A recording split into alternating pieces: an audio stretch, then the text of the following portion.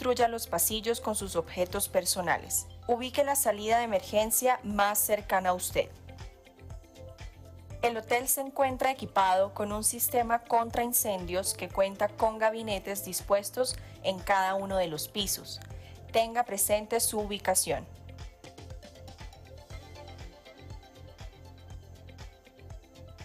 Nuestro punto de encuentro es el Parque del Obelisco, ubicado en la calle 24A con carrera 57. El equipo de brigadistas estará dispuesto a guiarlos. Finalmente, le recomendamos no descuidar sus objetos personales. Para nosotros es un placer asistirles. Les deseamos un gran día.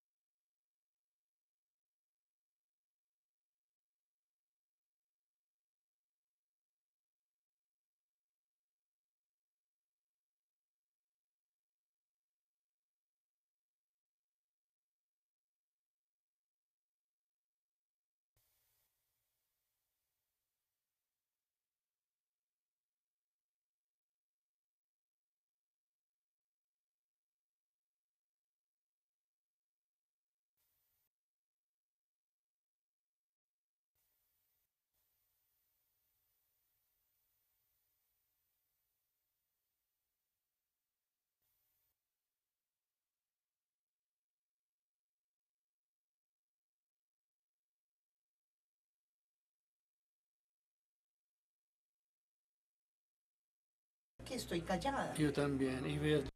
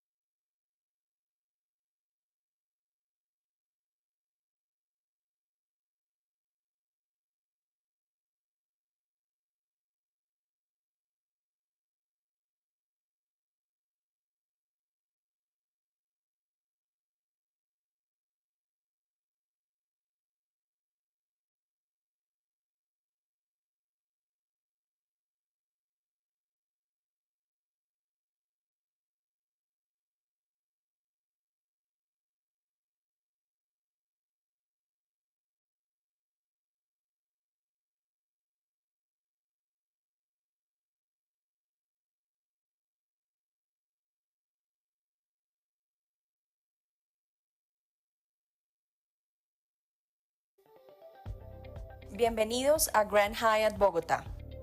Para Welcome to Grand Hyatt Bogotá to guarantee your safety. evacuar hasta que se active la alarma de evacuación. En caso de una emergencia, siga las instrucciones de nuestro equipo de brigadistas. Por favor, mantenga la calma. No genere pánico en las personas que lo rodean. No corra, conserve su derecha y no obstruya los pasillos con sus objetos personales. Ubique la salida de emergencia más cercana a usted. El hotel se encuentra equipado con un sistema contra incendios que cuenta con gabinetes dispuestos en cada uno de los pisos. Tenga presente su ubicación.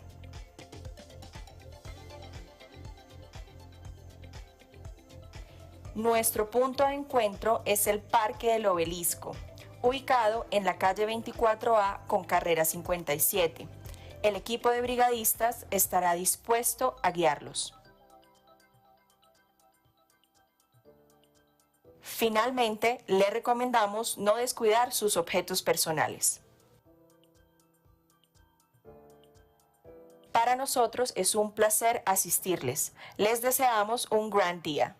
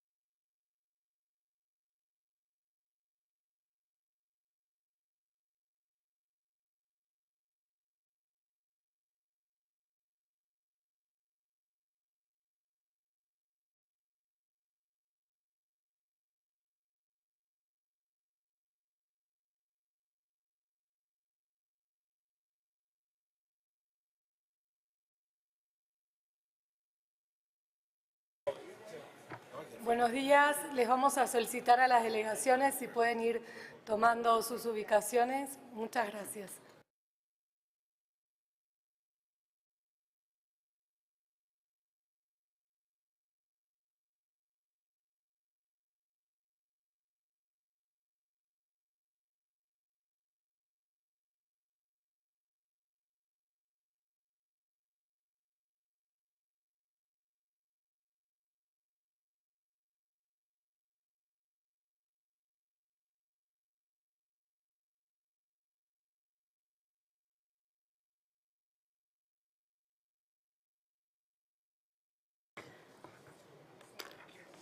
Muy buenos días, señoras delegadas, señores delegados.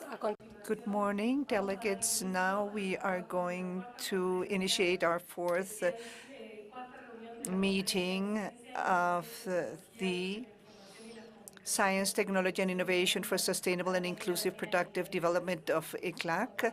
We have with us the presence of the Minister Yesenia Olañe, Luis Yáñez, Secretary of the ECLAC Commission, and the Director of the Division of Entrepreneurial Development of CEPAL. This afternoon, we will have the inaugural session that will take place at Casa de Nariño. And for that reason, I'd like to invite our host, Yesenia Olaya, the Minister of Science, Technology, and Innovation of Colombia, to address you briefly, Minister.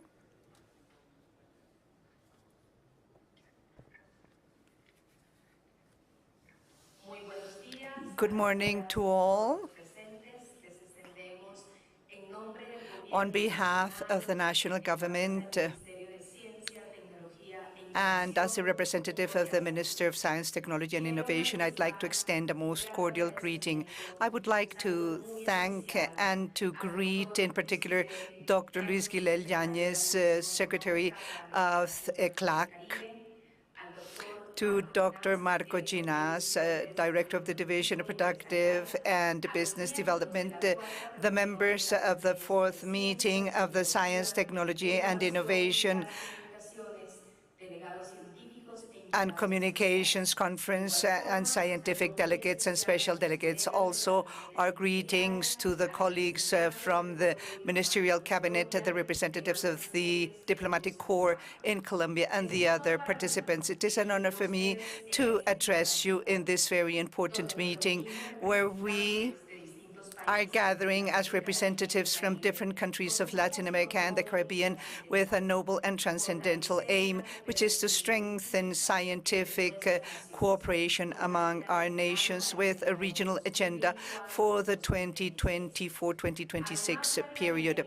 Aside from welcoming you to this fourth meeting of the conference, I would like to invite you to connect on a common agenda for Latin America and the Caribbean during the next 2 years, an agenda that we have developed along 4 essential pillars: direction of science, technology, and innovation towards a solution of strategic problems, the design of public and private coordination and public-public coordination in the current experiences led by the Caribbean and Latin American countries, the implementation of science, technology, and innovation policies with a territorial approach that will enable us to reduce the gender gaps and ethnic and racial gaps in our countries. In other words, to allow science to become the driver of transformation in Latin America, to materialize economic, social, and environmental justice. But we would also like to work very hard on innovation and the use of new instruments to strengthen science through the generation of new scientific knowledge, technological development, and transfer of technology in order to approach problems that we all share, as is the case of climatic crisis. Under the guidance of our president, we are working in a new vision of science, sciences in plural. We have created an epistemic dynamic between science, technology, and innovation to place them at the service of the people, the territories, the respect for rights, so that it can promote peace, social, economic, and environmental justice. And for this, from the Ministry of Science, we set our wager for a scientific agenda that will help close territorial, racial, and cultural gaps. I am certain that for all of us who are here today, science and technology are drivers of human and economic development in this modern world. These are powerful tools that allow us to understand and face our challenges, from climate change all the way to food security and public health, from technology innovation and through artificial intelligence, spatial sciences, all the way to the eradication of poverty.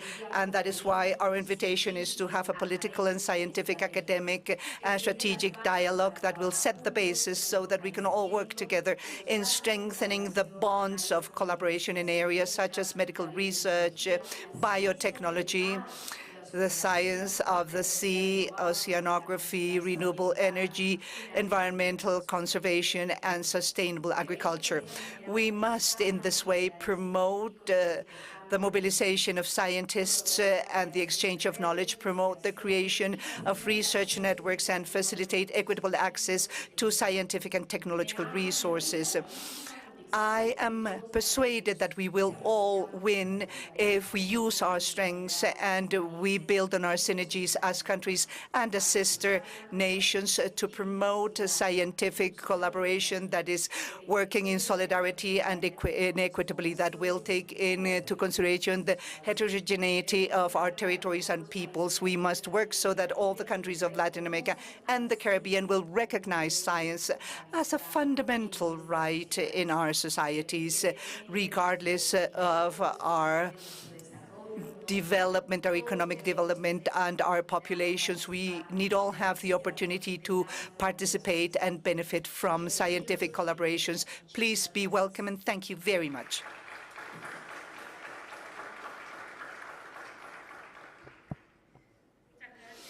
Thank you, Minister Yesenia Olaya, for your words. The Secretariat has distributed the provisional agenda, the CCIC.4/1, which I would like to submit to your consideration at this point. If there are no comments from the delegations, it is therefore approved. At this point, we need also to elect the executive committee of this conference for the next 2 years. As it is traditional, the country that hosts the meeting is elected to chair the conference, and that is why I'd like to put to the consideration of the delegations the election of Colombia as the chair of the conference.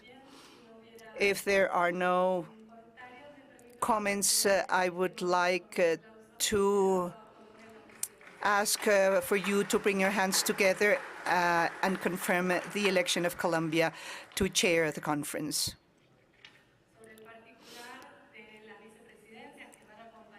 Regarding the vice presidencies that will be joining Colombia during these 2 years, we'd like to inform the delegations that there is time until tomorrow at 13 hours so that the delegations who wish to do so can express their interest to accompany Colombia as vice chairs in the executive committee. On the other hand, I'd like to mention that we have distributed to the delegations, and you have it before you, the draft agreements corresponding to the 4th meeting of the Science, Technology and Innovation for Sustainable, Inclusive, Productive Development, and it is a document that you can identify under the title Draft Resolution Number 4 that consists of 6 items. I'd like to mention that this document has been reviewed by the editorial of ECLAC, and it is using the language agreed in the United Nations, and this resolution will be approved tomorrow. So now I would like to hand over to the President to conduct the meeting.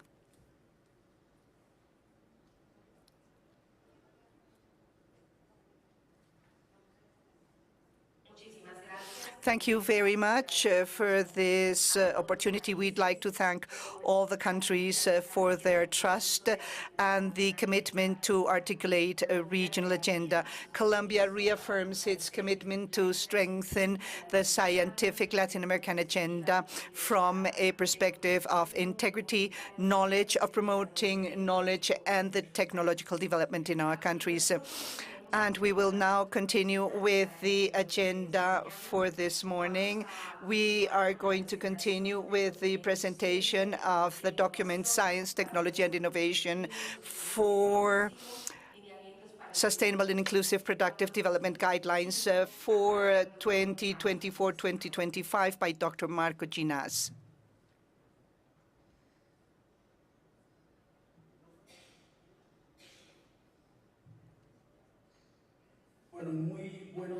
Good morning to all of you who are with us in person, but also online, attending this 4th meeting of the Science, Technology and Innovation Conference of ECLAC. As a Colombian in ECLAC, it is for me a true honor to see that this meeting is being held in my country, and I would like to begin by thanking the government of Colombia and the Ministry of Science and Technology and Innovation and the Minister Yesenia Olaya in particular for offering to host this 4th meeting of the conference and to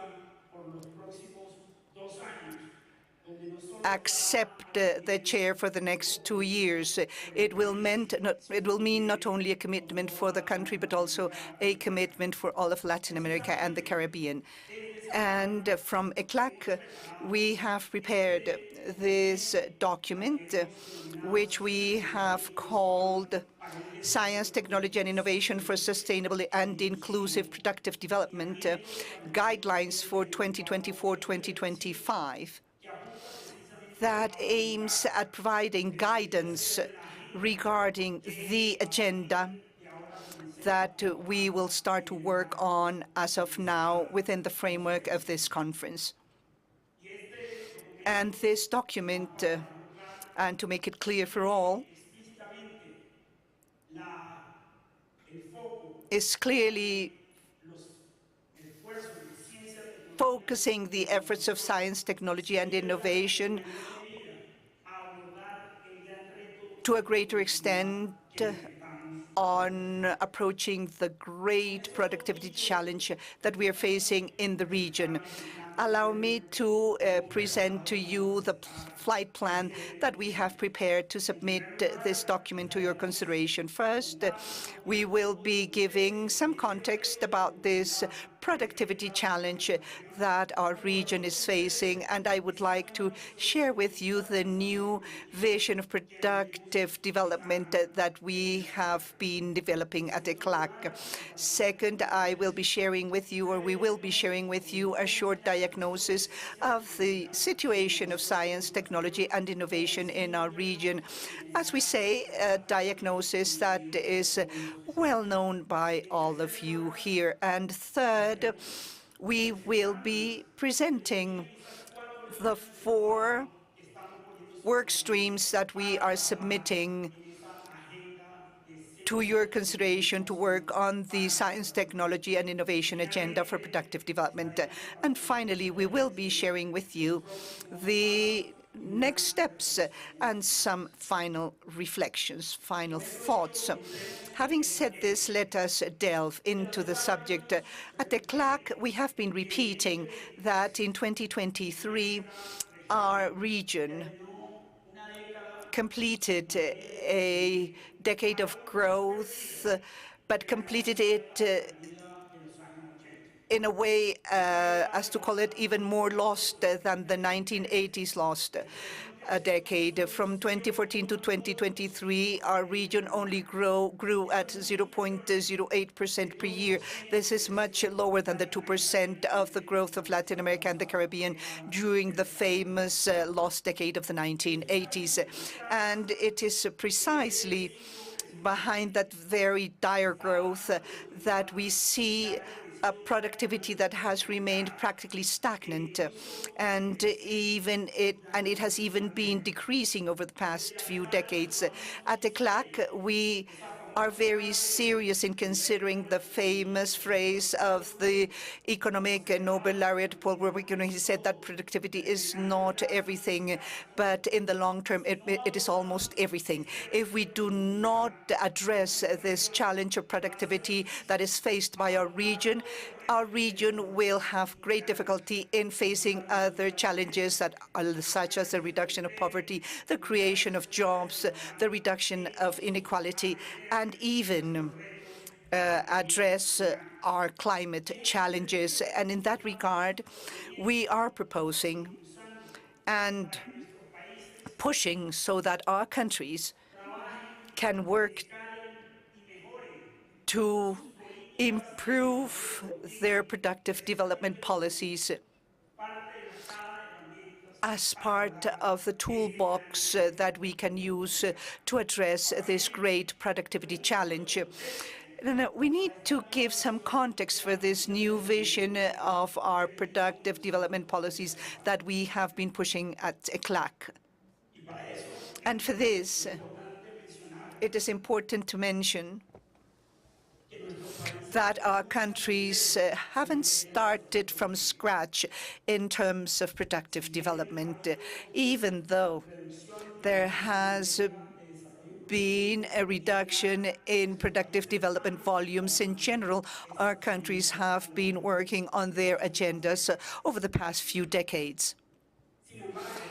However, we have been saying that these challenges, these efforts have been marginal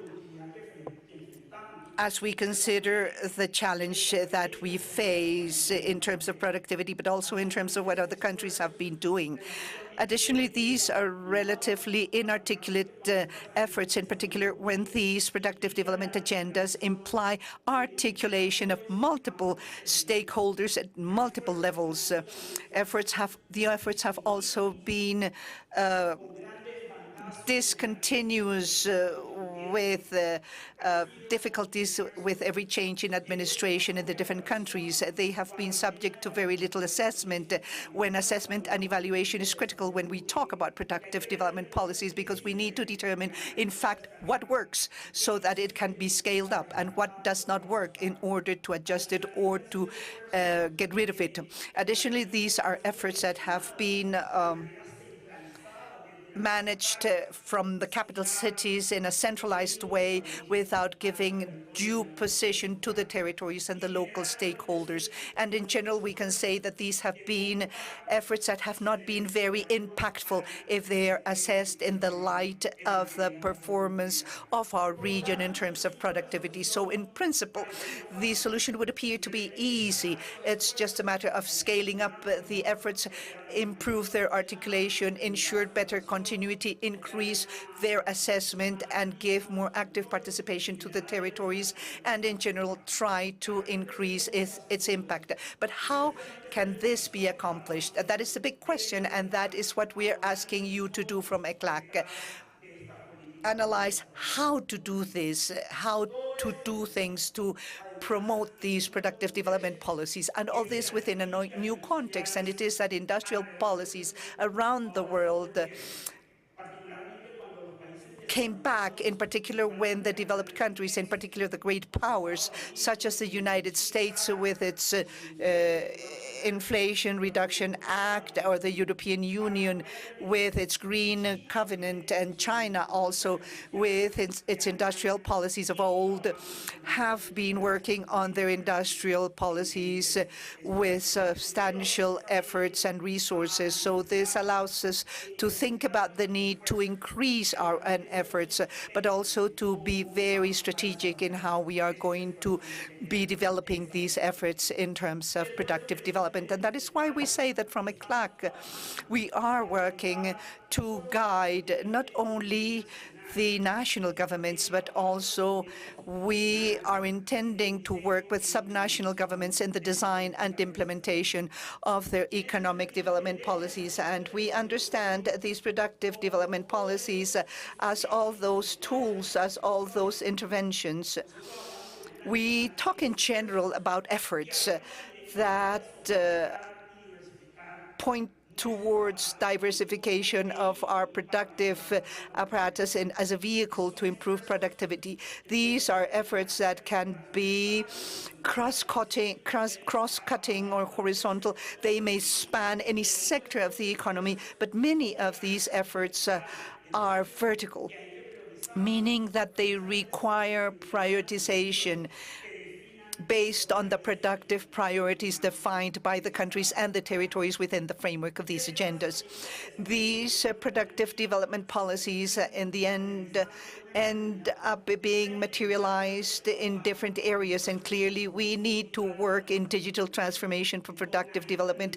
We need to work on identifying and closing gaps, in particular human resources for productive work. We need to work in financing throughout the life cycle of the companies. We need to work in efforts of direct foreign investment, maximizing technology and knowledge transfer, and we need to work on infrastructure, specific infrastructure agendas and other public goods. We need to work on regulatory frameworks that are specific to the productive needs of the countries and the territories. We need to work in internationalization as well, but clearly science, technology, and innovation have to be a key element, a central element in the development policy. And when we talk about science, technology, and innovation, in this slide, we are not only presenting it as the efforts in CT and I and how to make sure that those efforts become greater productivity, but we need to understand also, when we talk about science, technology, and innovation, that whatever is done in technology extension is important. Dissemination, adaptation of these technologies and knowledge. We have big challenges. We need to scale up efforts in order to ensure that that technology and that knowledge will be appropriated by our productive apparatus, by the companies and enterprises, and in particular by micro enterprises and small and medium enterprises. And we need to do work in entrepreneurship so that science, technology, and innovation in the end will be used in the market and valued in the market. But also at ECLAC, we have been saying that more importantly still than these individual ingredients, as happens when we cook, what's important thing is how you mix all these different ingredients to build a strategic recipe for productive development. And that is why we have been talking about two cross-cutting elements that lead us to ask how we are going to combine those different ingredients. And in that regard, we have been talking about the importance of productive development with a territorial approach, because it is in the end in the territory where the efforts will have to land.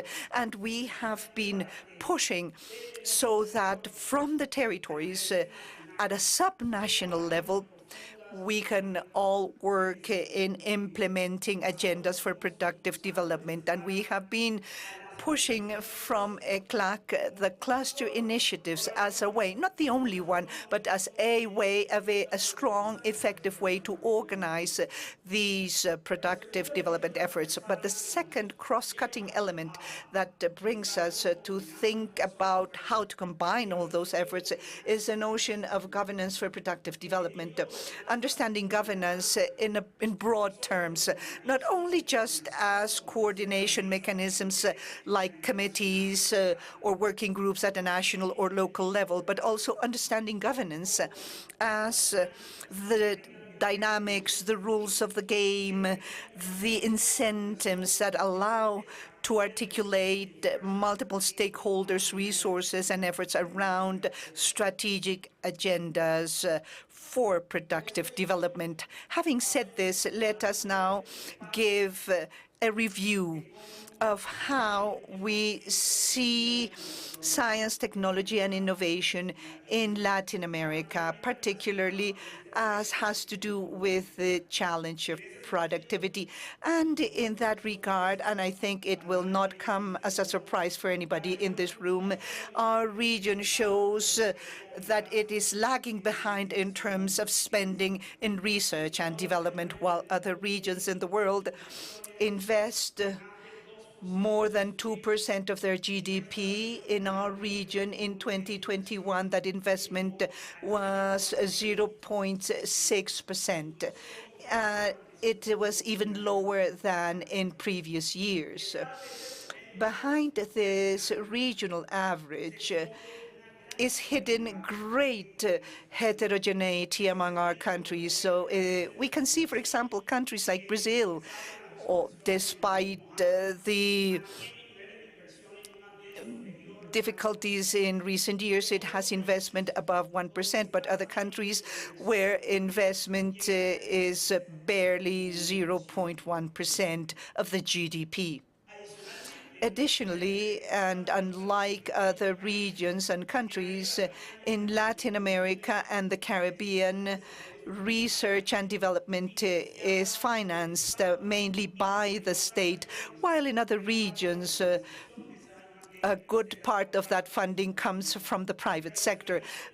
Traditionally, mainly it is executed by higher education institutions, when again, in other regions, it is the private sector that is playing a much more important role in the execution of R&D. Additionally, in Latin America, there is less R&D related with experimental development and more on research, whereas in other regions it is much more focused. Investment is much more focused on the commercial use of research work. And despite a slight increase in the share in scientific publication, it is still low, that share. Our share in those publications is underneath 5% of the total number of scientific publications in the world. And this, of course, is not consistent with how we are represented in terms of population in the world. And all this means that while in the rest of the world, R&D, research and development is correlated with the economic complexity, with the level of sophistication and diversification of our productive apparatus. In the case of Latin America and the Caribbean, we don't see this correlation between the efforts invested in science, technology, and innovation with the productive transformation, and hence there is a disconnect between science, technology, and innovation and the challenge of productivity that I mentioned at the beginning. And it is against that backdrop, with that short diagnosis, that from ECLAC we have proposed 4 work streams on which to work during the next 2 years, and which seek in particular to advance in creating that connection between science, technology, and innovation and productive development and the huge challenge of productivity. And in those 4 lines, 4 work streams, we have come up with a series of questions which, in our opinion, continue to be unanswered. At least they don't have strong answers in our region. If we advance in having better answers to the questions that we are putting forward in each of these work streams, we are sure that we will be able to increase the connection between science, technology, and innovation and the productivity challenge. And for this, the first work stream that we have put forward is that of science, technology, and innovation instruments for sustainable and inclusive productive development. And we'd like to approach several topics, including, in particular, how many efforts are devoted to research and development, how much effort is devoted to technology extension, to the dissemination, adoption, adaptation as well of technology and knowledge, how much we are going to focus these efforts on micro enterprises in particular and small and medium enterprises, but we would also like to refer to the human capital that is needed precisely to work on these policies. And we would also like to work and approach the topic of how all these instruments and efforts are mixed together in the area of technology and innovation, in that policy mix that can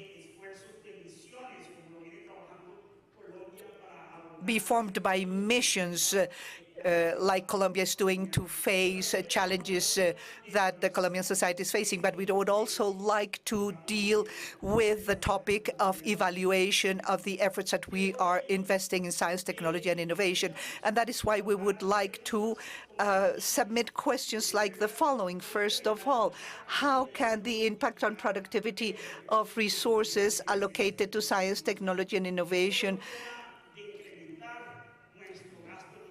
be increased? It's not just increased spending, but how can that spending result in higher levels of productivity? We would also like to ask what kind of support instruments are the most effective and feasible to implement depending on the different contexts of our countries and territories.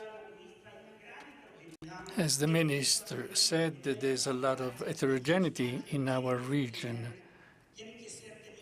And that has to be taken into account when deciding what tools and instruments to work with. Additionally, questions like how can investment in research and development be optimized to ensure greater commercial leveraging of outcomes? what amount of resources should be allocated to basic science, applied science, and technology diffusion.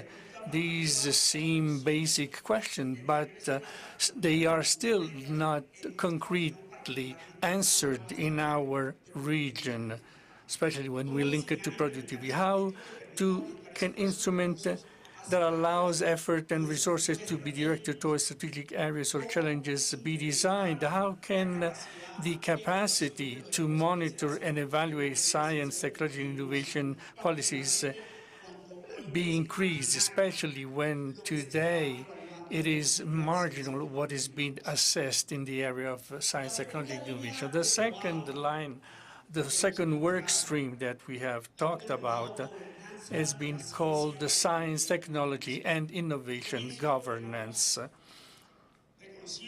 I acknowledge that in our region there's a lot of heterogeneity in terms of institutional arrangement of the different countries. But what is true is also that this challenge in the area of governance is about seeing how we can articulate and coordinate many actors. We talk about the triple helix and the fourth helix in terms of combining the effort of the public sector, civil society, private sector, and the academia.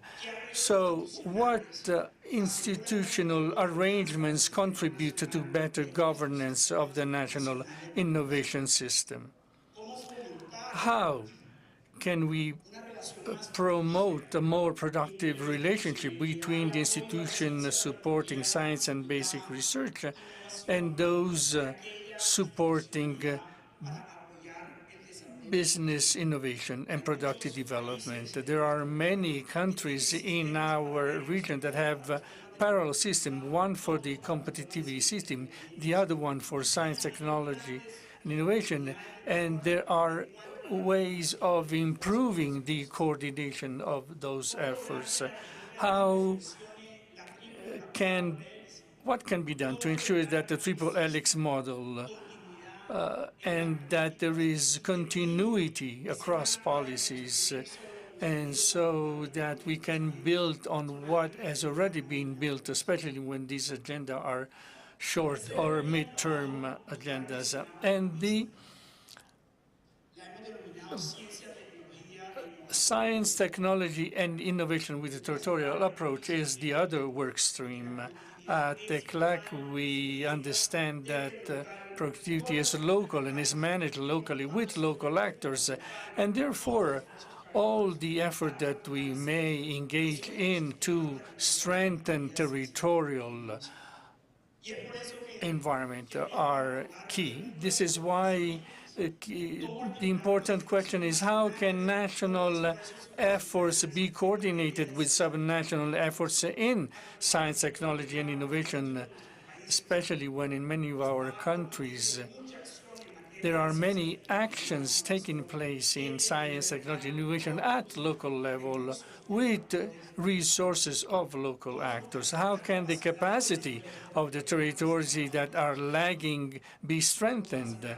Just to mention, as an example, our country, we have great heterogeneity in institutional capacity to work on this agenda, and this occurs across our regions. How can we strengthen the capacity of the more lagging territories? How can local strategy in this area be designed and implemented? There is work being done in Europe with intelligent specialization, where a region defines the productivity and technological priorities in the light of their comparative advantages. How can we import models like these ones and others to the specific context of our region?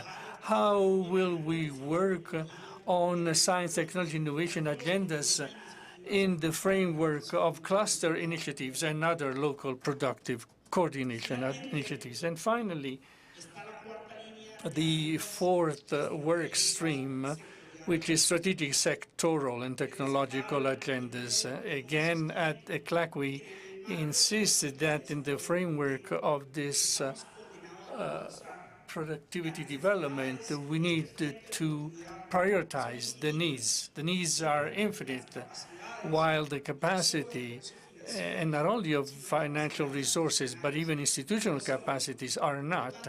And therefore, we need to prioritize a number of initiatives that can be productive or can be, or we can prioritize on challenges.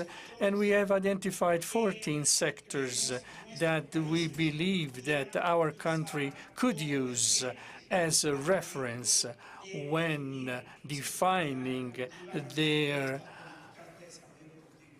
productive priorities.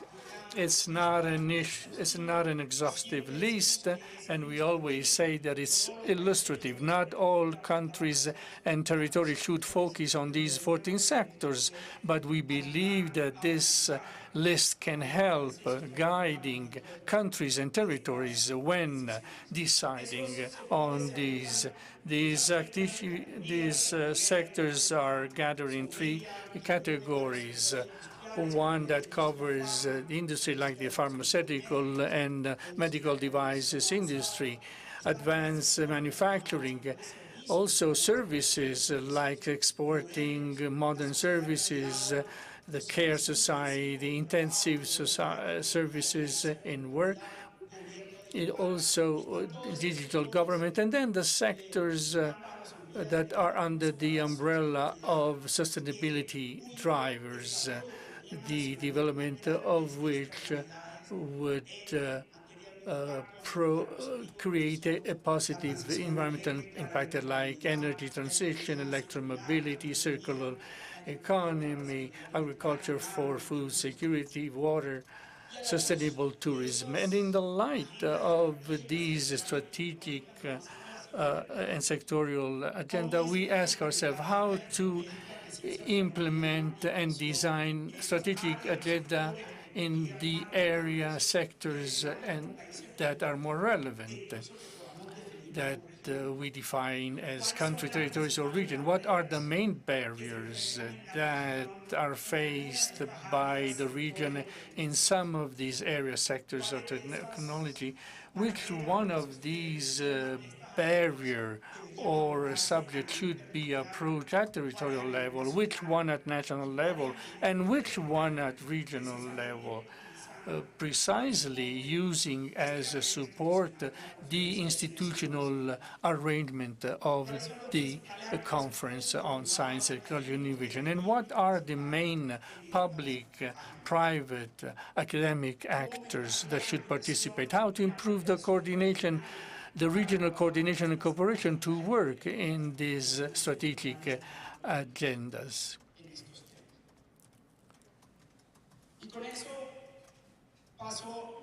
I will now move to the last part of the presentation, where we want to share with you what we see as next steps and some final reflections.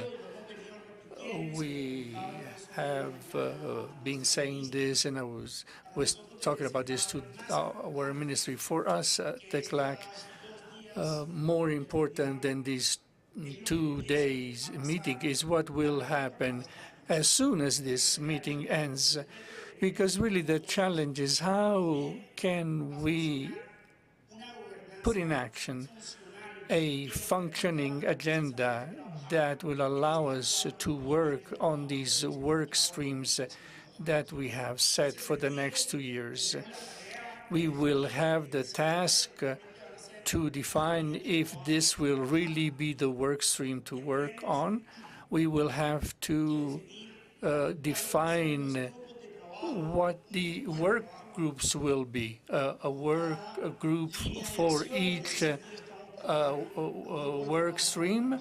And so we are creating work groups on the 4 work stream that we have presented, from the first one to the 4th one.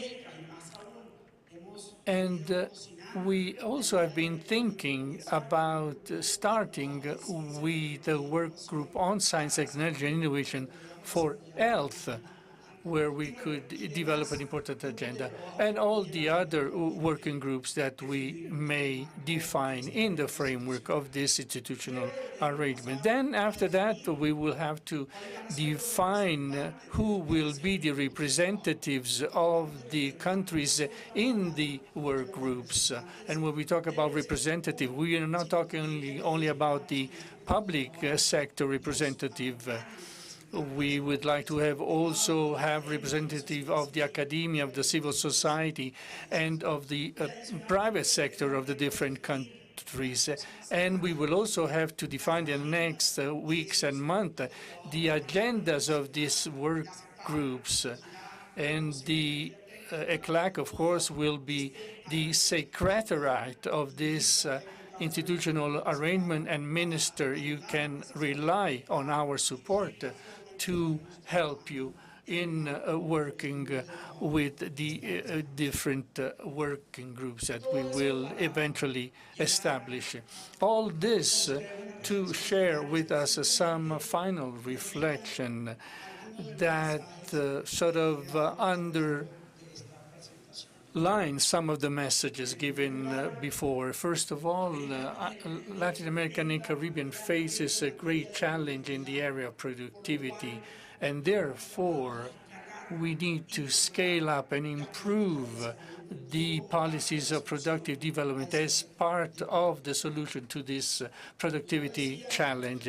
As I said before, our region has implemented is not starting from scratch, has already implemented policies, but there are great opportunities for improvement in the way and the depth of how we work.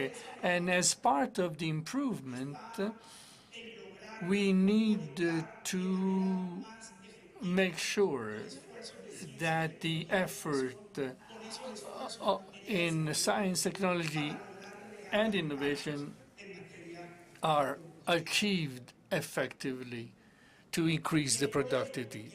This is why we have defined these 4 work streams that lead to the coordination of efforts so that countries and our territories can be better guided on what to do, but also on how to do it.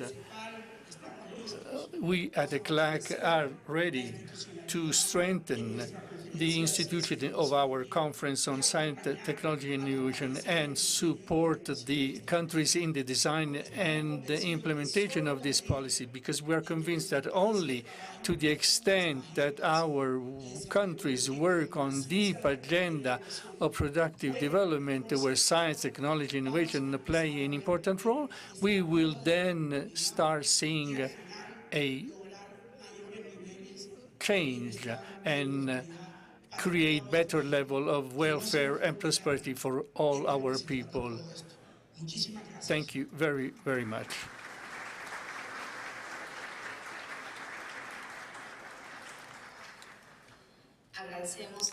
We thank Marco Linasi, Director of the Division of Productive Development at CEPAL at ECLAC, for the presentation of this document.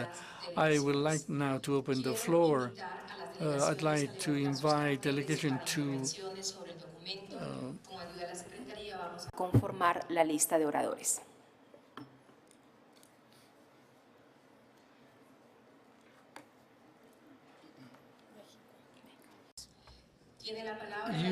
The delegation from Mexico has the floor. All delegation will have 3 minutes of intervention.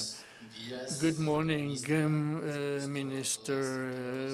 Good morning to all of you, to the representation of the different countries, ECLAC. We thank you for the invitation to this 4th meeting of the conferences on science, innovation, and ICT. For Mexico, this is a very important space of collaboration and ongoing communication in the context of what I believe is what groups us and deals with how we work every day in finding an appropriate space for the policies on science, technology, and innovation in the greatest context possible of the life of our country. I think this is the greatest challenge, and from Mexico we celebrate the invitation to this meeting and the document that has been shared as an initial context. I personally would like to mention a couple of ideas. In Mexico, we have made an important effort in the last 6 years in the framework of the government of the President Andrés Manuel López Obrador, so that in science, technology, innovation, we can recognize humanities as an important element for many of the colleagues, of our colleagues in Mexico. It's not just an issue of recognizing humanities in the universe of the development of knowledge, but also having a humanistic view as a form of government and exercise of public policies. And we in Mexico, in the framework of this important document shared by ECLAC, we believe that it's important not only to make implicit but also explicit the approach toward the humanism in the public policies on science, technology, and innovation. We have adopted this approach in Mexico, which allows us also to face the four challenges we have just heard about. The instruments, the governments, the strategic agenda have at the center of their view and vision the people, the citizens, and with the welfare of the people. So we can maybe from Mexico support this agenda and celebrate it from the standpoint that the ultimate goal of all this agenda has to do with the social welfare, with the possibility that people, regardless of their origin, their place of residence, social and cultural context, have right to access such development, what we have called productivity development. I would also talk about productive social welfare, condition that allows to take advantage of the capacities that each country has to create welfare. So we subscribe fully the central role of humanity in the science, technology, and innovation that will affect the approach of public policies as a driver and as a mean to achieve these goals that are linked to the productivity. So we celebrate the agenda. We thank you for the 4 work streams, and we will be very active not only during this meeting but also in the future meeting. We thank the intervention of Mexico. Costa Rica has now the floor. Good morning. We thank ECLAC for the organization of this event and the government of Colombia for the hospitality provided. We celebrate the development of this kind of exchanges. And on behalf of Costa Rica, we want to show the interest in accompanying Colombia in the vice presidency, taking into account that we are a small country and we are very interested in participating in the work stream related to the territorial approach, thinking that the dynamics of the territorial approach are different if they are in a presidential state or in a federal state.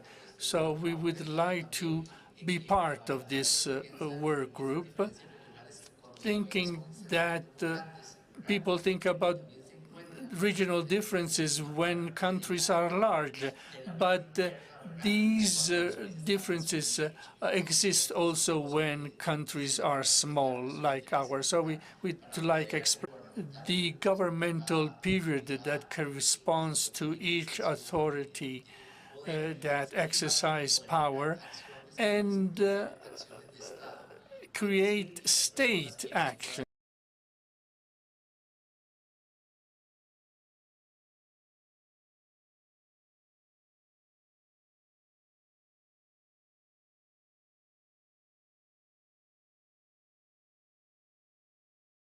And the realities that are different.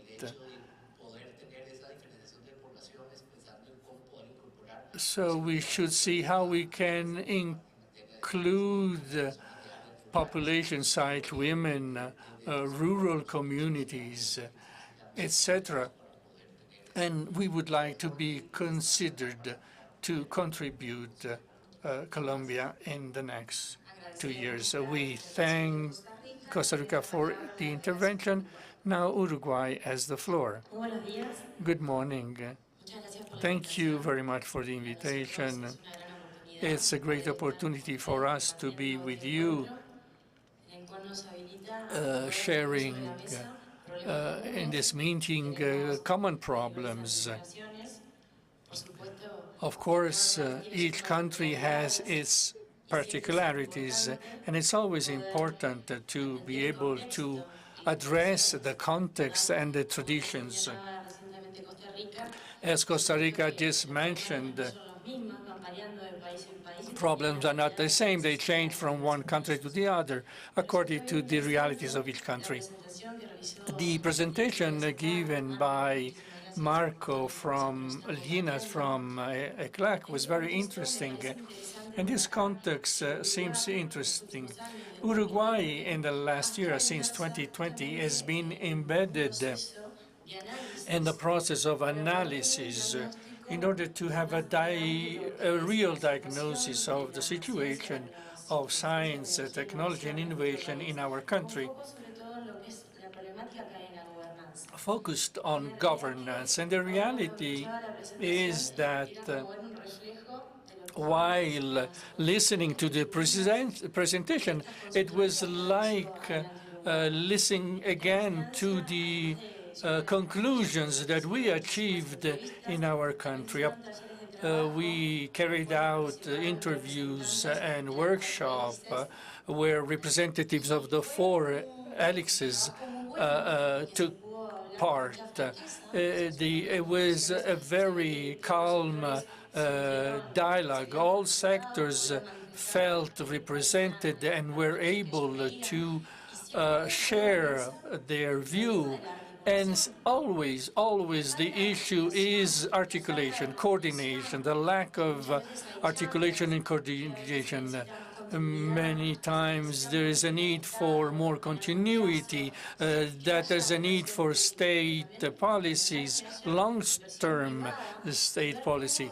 Yes, okay, public investment, but also private investment.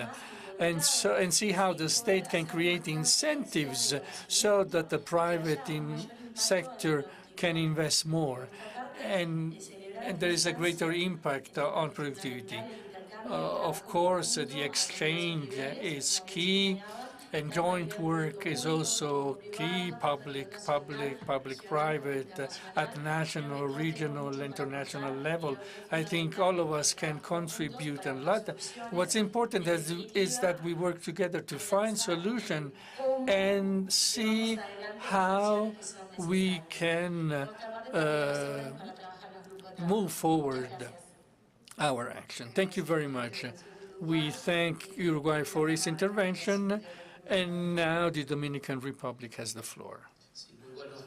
Good morning from Dominican Republic. We also join in greeting and recognizing as valid and positive this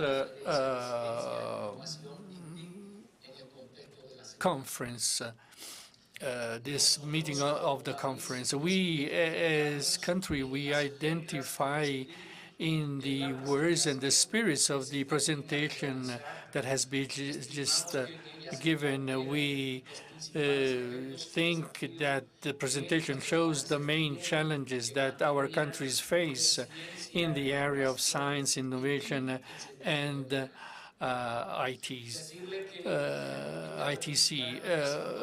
Dominican Republic is a country, the system of science and innovation which is new, and it has recently started defining the research on innovation. We would like to say that we see as very positive that in our countries policies are being developed for a research and development done at territorial level and in what we call the open science. We allocated the funds for basic sciences. However, as a political decision of the current government, we have included the social, humanistic, and art sciences and art have been included in the funding policy. No doubt, because of the COVID crisis, the need for communication exchange between the different sciences, social and human sciences, has seen as key and important. In terms of public policies, emphasis has been given on the coordination between the public and private-public coordination, and we have created cabinets that include a different organization that have an impact on health and education. And we are creating policies that are increasing the level of coordination between the public actors, but also alliances, public-private alliances are being developed. Generally, there is an innovation department that foresees the digital transformation, linking all this with the science system of our country. The government of the Dominican Republic feels fully identified with this conference, and we are willing and ready to participate in any of the work streams that could be chosen. We thank the Dominican Republic for its intervention. We now give the floor to the delegation of Chile.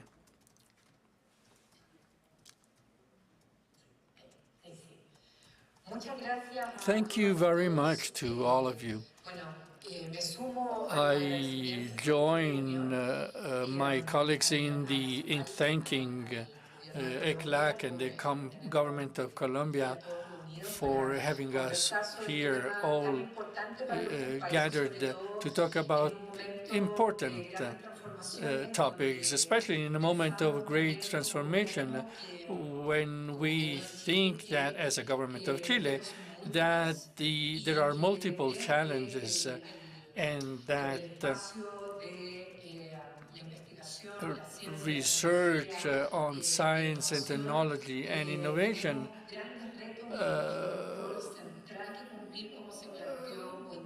places challenges, and of course our role is key in addressing them.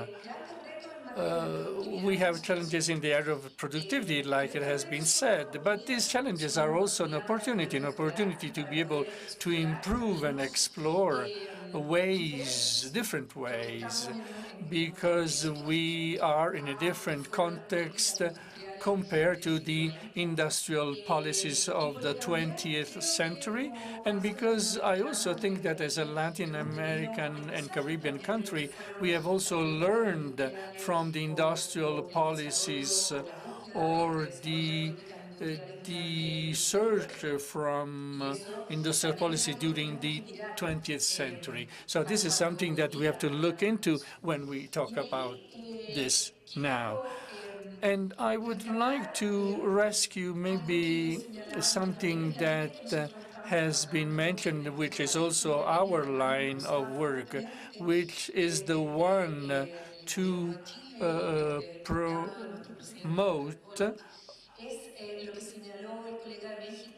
what Mexico and Dominican Republic have mentioned, the integration of the different areas of knowledge, social science, humanities, together with natural mathematical sciences, and thinking about all the innovation that can come out of there. So scientific and cultural innovation. This is key when we are facing complex challenges. And this is also part of the learning process that we have experienced in the last decades in the area of research development. On the other hand, and I agree very much with what has been said by you colleagues, the need when we are thinking about comprehensive and sustainable development, we are also thinking about sustainable productive development and social welfare. And I think that the different areas of knowledge that are key for applied research can collaborate not only to understand the productive social and cultural condition of our countries. For example, in our country, not to repeat issues that have been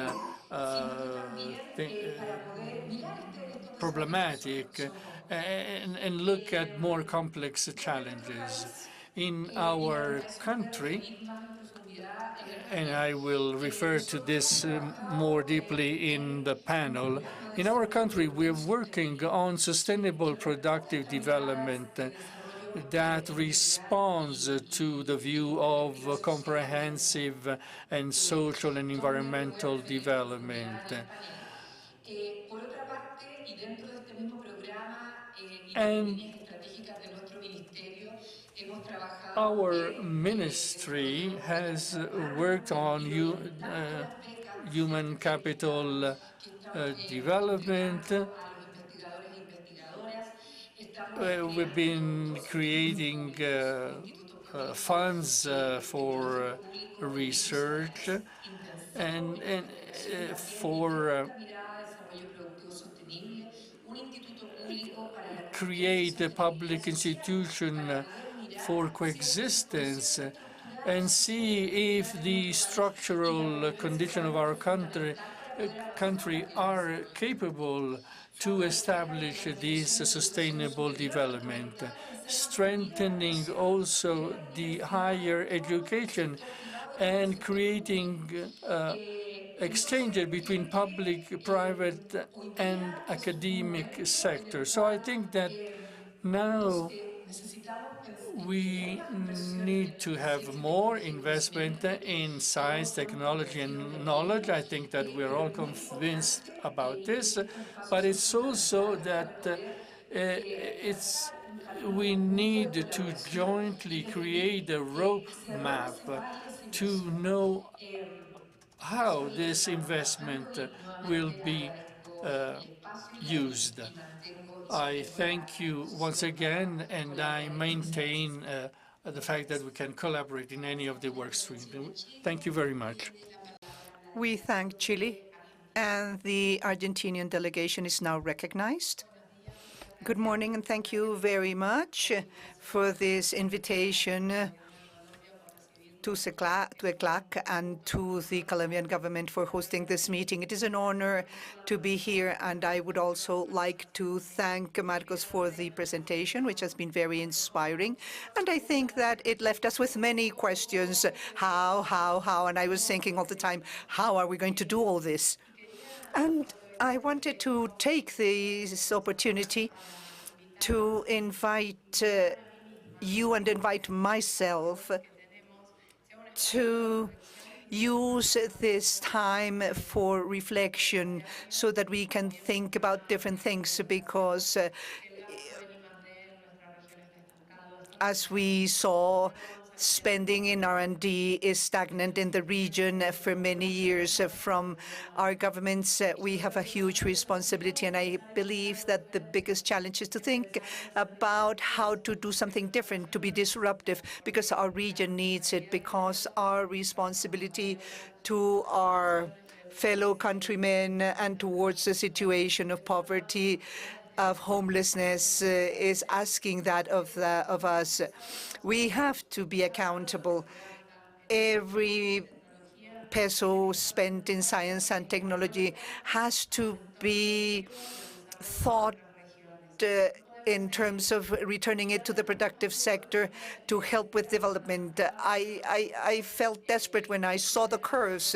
And yes, I think your intention was to give us a wake-up call and call us to this very profound reflection to think, why is it that the private sector does not invest in our countries? Why does it invest in others?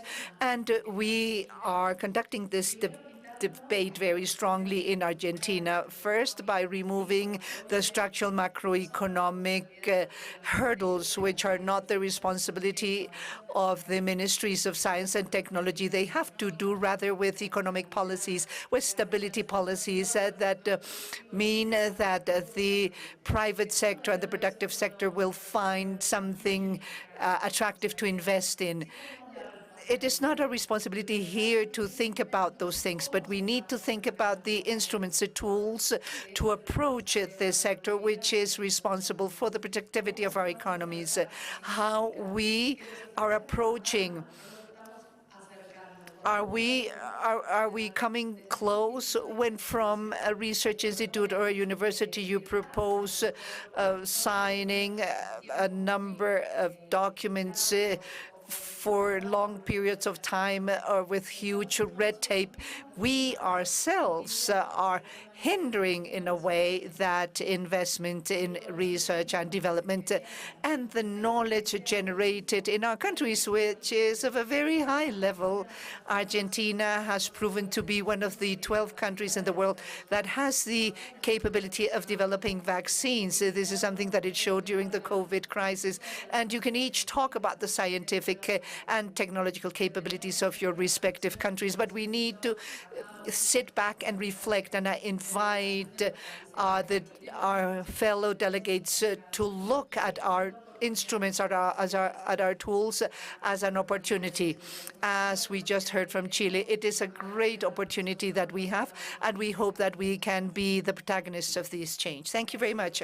We'd like to thank Argentina, and now the delegation of Cuba is recognized. Good morning to all. I join in thanking you for this opportunity to share our experiences. I am certain that from all of our experiences, we will find answers to these very interesting questions that we heard from Marcos, undoubtedly when he was saying how, he gives us a call and we think, what can we all do together to move forward? So we're all here to look for alternatives that will enable us to move forward in our region. I totally agree that there is a need to incorporate the humanistic perspective, and the importance of social sciences has to be borne in mind in our work agenda. And that is why I would like to connect the development of science, technology, and innovation policies. We need to connect them with education policies. If we don't have general education that will then lead to strong higher education focused on training scientists who can contribute in any sector to science and technology and to innovation, I think that it will be far more difficult. Therefore, I believe it is of the greatest importance to connect our science, technology, and innovation policies with education policies in order to realize a potential that is prepared to do science and to innovate in any of the sectors where they are present.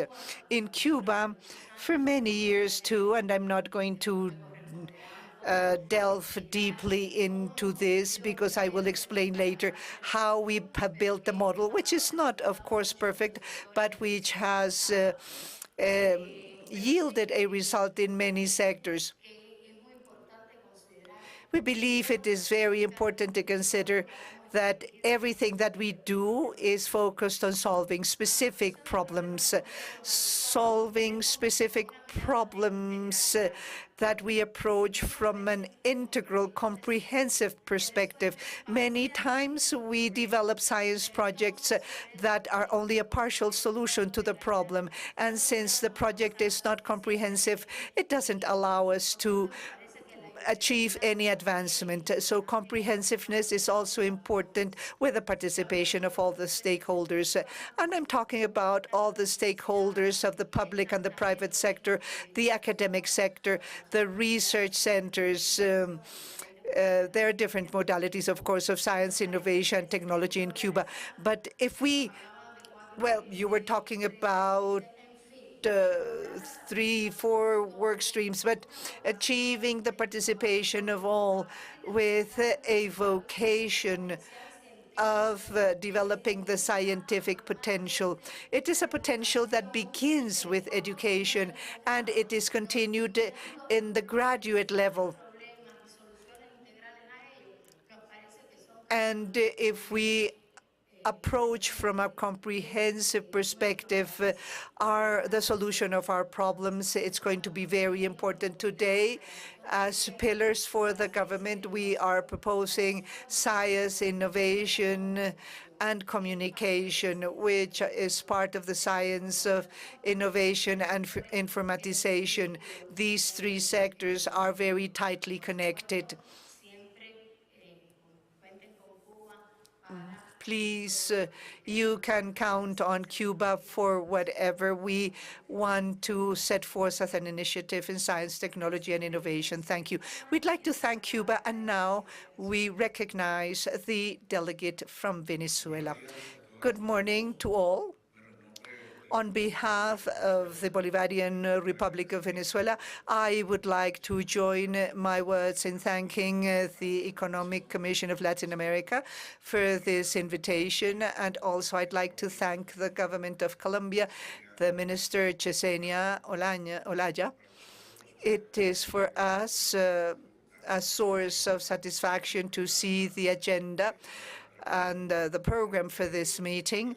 I am sure that it will help us to continue along the path to integration in Latin America in every way. We particularly believe that science, technology, and innovation are instruments for regional integration.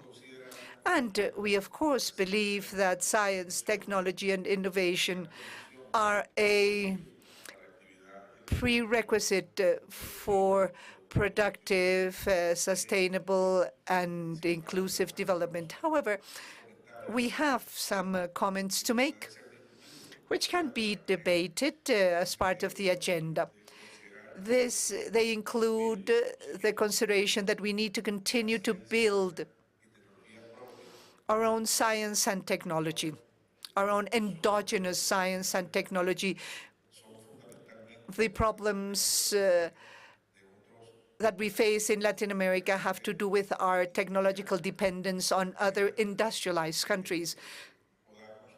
So we should develop our own so that we can share the experiences that we have in our country, so that we can provide reciprocal feedback and also understand productivity as a prerequisite for social well-being. The experience in Latin America has taught us that it is not just merely increasing productivity per se,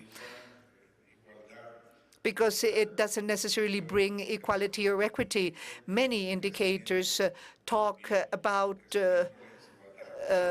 increase in inequality and inequity. So we need to strike a balance at all levels. I believe that one of the key instruments for productive, sustainable development is an exchange of our own successes, of our own processes, so that we can build together. In terms of governance, we will discuss this tomorrow in the panel, but let me tell you that our government has created the sectoral vice presidency of science, technology, and education that is consistent with some of the priorities set forth in the agenda and already mentioned by some of the colleagues. So we can think about governance instruments, regional governance instruments that can guarantee continuity of the policies in the region. I believe that would be of key importance. And also about territoriality. We should not only understand regions and subregions in Latin America, but also other considerations of local populations, indigenous races that are of key importance to our countries. COVID gave us a lesson in this regard, and we believe that it can be taken into consideration as we think about this development. Also, for the sectoral agenda, we believe that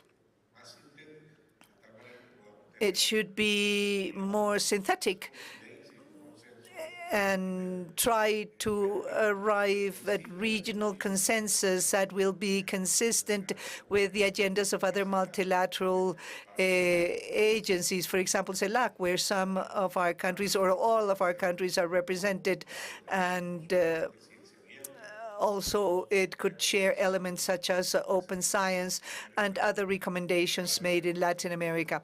So please count on our contribution from Venezuela. Madam Chair and Minister, please make sure that we will be supporting you in your office and in the different working groups.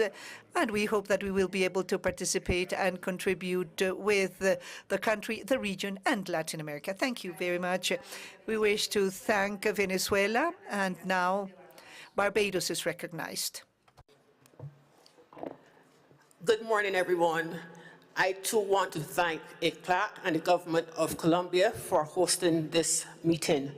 I believe all of us in this room, we recognize the importance of science, technology, and innovation, and the impact it can have on the development of SIDS.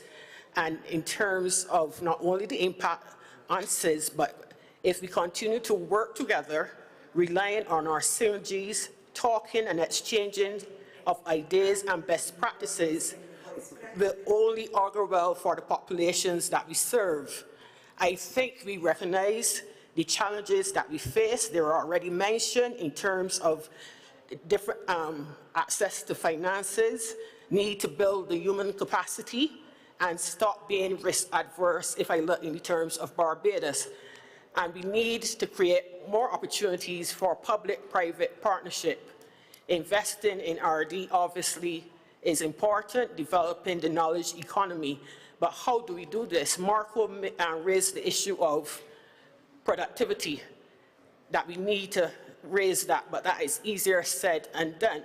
Do we then look to develop a knowledge economy by bringing in those with the skills where we can transfer the skills to our persons, or do we start looking in terms of the secondary and tertiary levels? And it's also important to change the mindsets of persons. I think we also recognize that we are at different stages of achieving and implementing these policies leading towards sustainable, positive and sustainable economic and social development. But as I said before, it's only by talking and building awareness that we can bring about any positive change.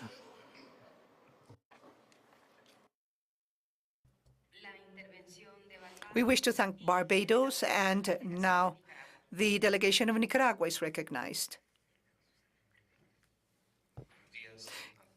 Good morning to all.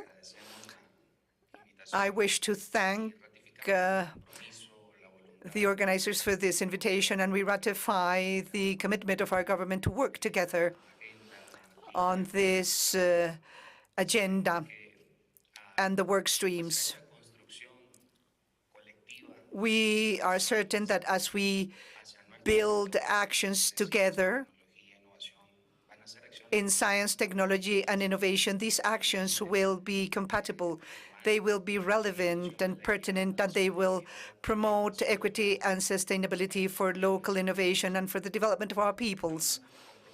We are committed to push science, technology, and innovation at a territorial level, and also promote the recognition of the traditional values of our communities. Thank you very much. We wish to thank Nicaragua, and now we call upon the delegation of Guyana.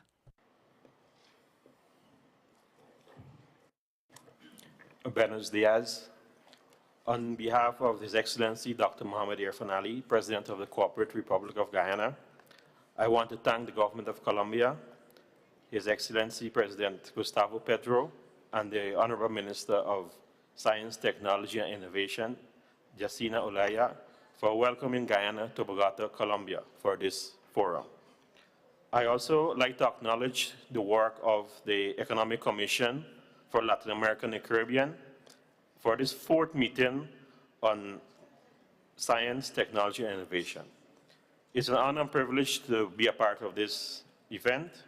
I think this conference will bring and benefit us in Guyana in this space, and it is important for political and technical dialogue by bringing together the important stakeholders of ICT, particularly in science, technology, and innovation. I want to emphasize the need for dialogue among South America and the Caribbean states at this meeting. This will help us to define the lines of work and cooperation areas of a regional agenda for the period 2024 to 2025.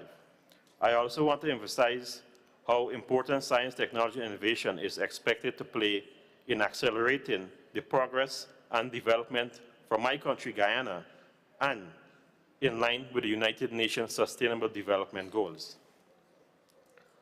All stakeholders in Guyana and the wider region must develop a common understanding of the intricacies of STI-aligned growth and development. This will facilitate trusted, safe, and inclusive development of innovative ideas, products, and services. States have to ensure that the correct environment is created to facilitate the use and development of STIs in Latin America and the Caribbean. For this to occur, inclusivity, cooperation, and bridging the various divide must be given priority. We have to work to ensure that there is universal digital access, education and awareness, innovation and creativity, STI-aligned economic growth, and a policy environment that promotes safe and sustainable growth for science and technology. Developed countries invest far more in research and development, foster innovation, than the Caribbean and Latin American countries. We can increase public and private research and development funding to create more innovative environment. Similarly, a skilled workforce is crucial for innovation. This region can improve on science, technology, and innovation at all levels, from primary schools to university. And by doing this, we can create a pipeline for future scientists and engineers in the region. In Guyana, we are looking to push innovation in all sectors, such as energy, tourism, healthcare, agriculture, and much more. And to give an example, we see sustainable agriculture as an important aspect in STIs. We want to continue to work on this. In closing, I want to congratulate the Honorable Minister of Science, Technology, and Innovation for assuming presidency of ECLAC.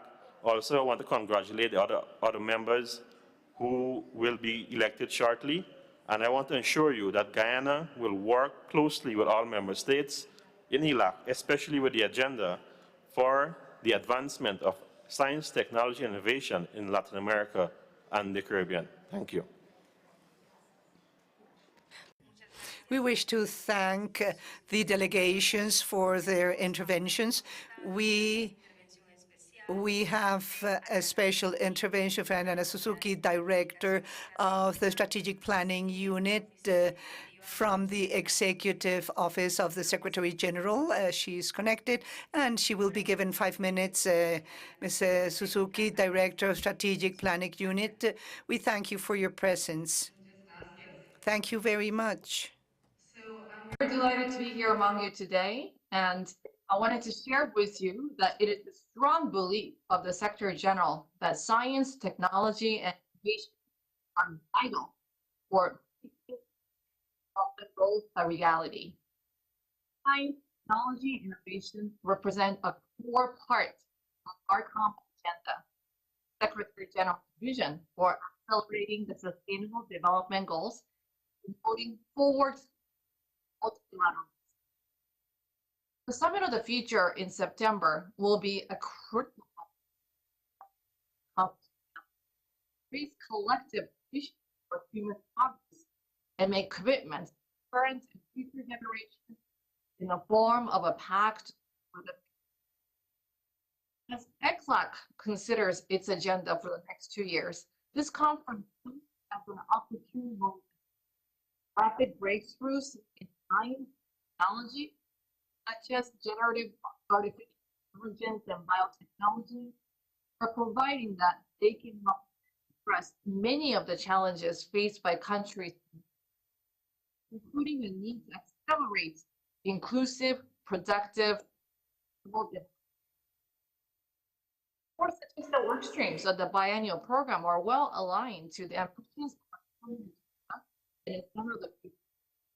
Provide tangible pathways for countries to harness the benefits of science and technology for entire population. On the regard, I wanted to quickly refer to the Scientific Advisory Board that has been established by the General, fully harnessing the benefits of science, technology, and innovation for sustainable development requires developing sound policies informed by the latest research scientific expertise. And the General launched the Scientific Advisory Board and its associate board late last year, which brings together eminent scientists across disciplines, both within and outside the system. The board's members include Professor Sandra Diaz, prominent Argentinian ecologist, professor of ecology at the National University of Cordoba.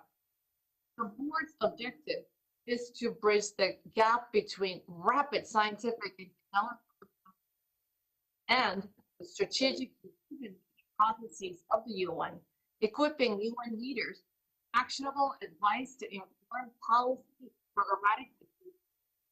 As ECLAC weighs the most impactful development policy for member countries, they relate science, technology, and innovation. It is important for the anchored, sound, science. In today's interconnected world, rapid advancements in science and technology have immense potential to our society's positive. Yet, they also bring forth challenges that demand our collective action. Major focus of this conference is one of the four work streams for the biennial program of Science, Technology, Innovation, and Governance.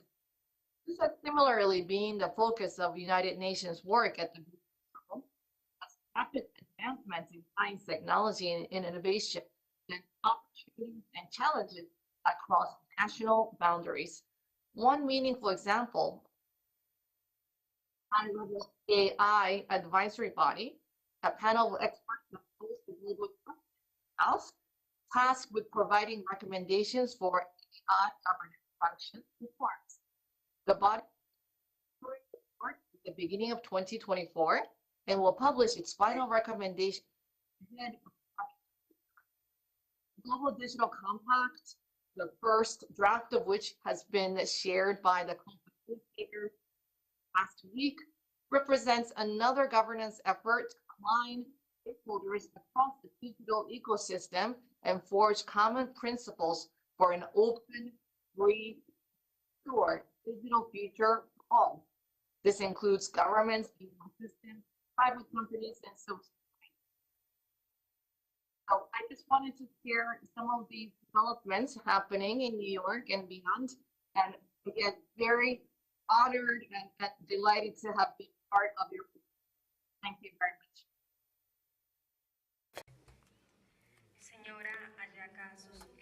Madam Ayaka Suzuki, Director of the Strategic Planning Unit of the Executive Office of the Secretary General, we want to thank you for your address this morning.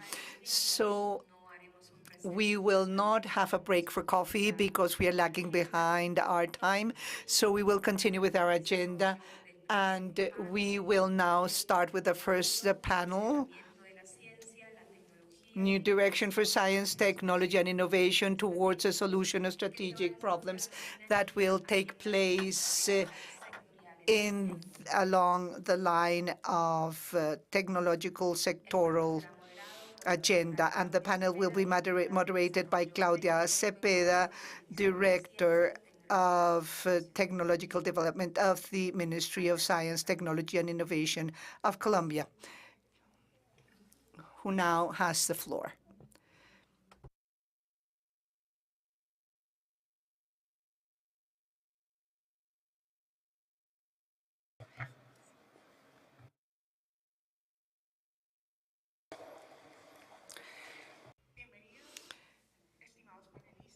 Dear panelists, it is my pleasure to have you in Colombia to participate in this first panel of the fourth meeting of the Conference of Science, Technology, Information, and Communications in Latin America and the Caribbean.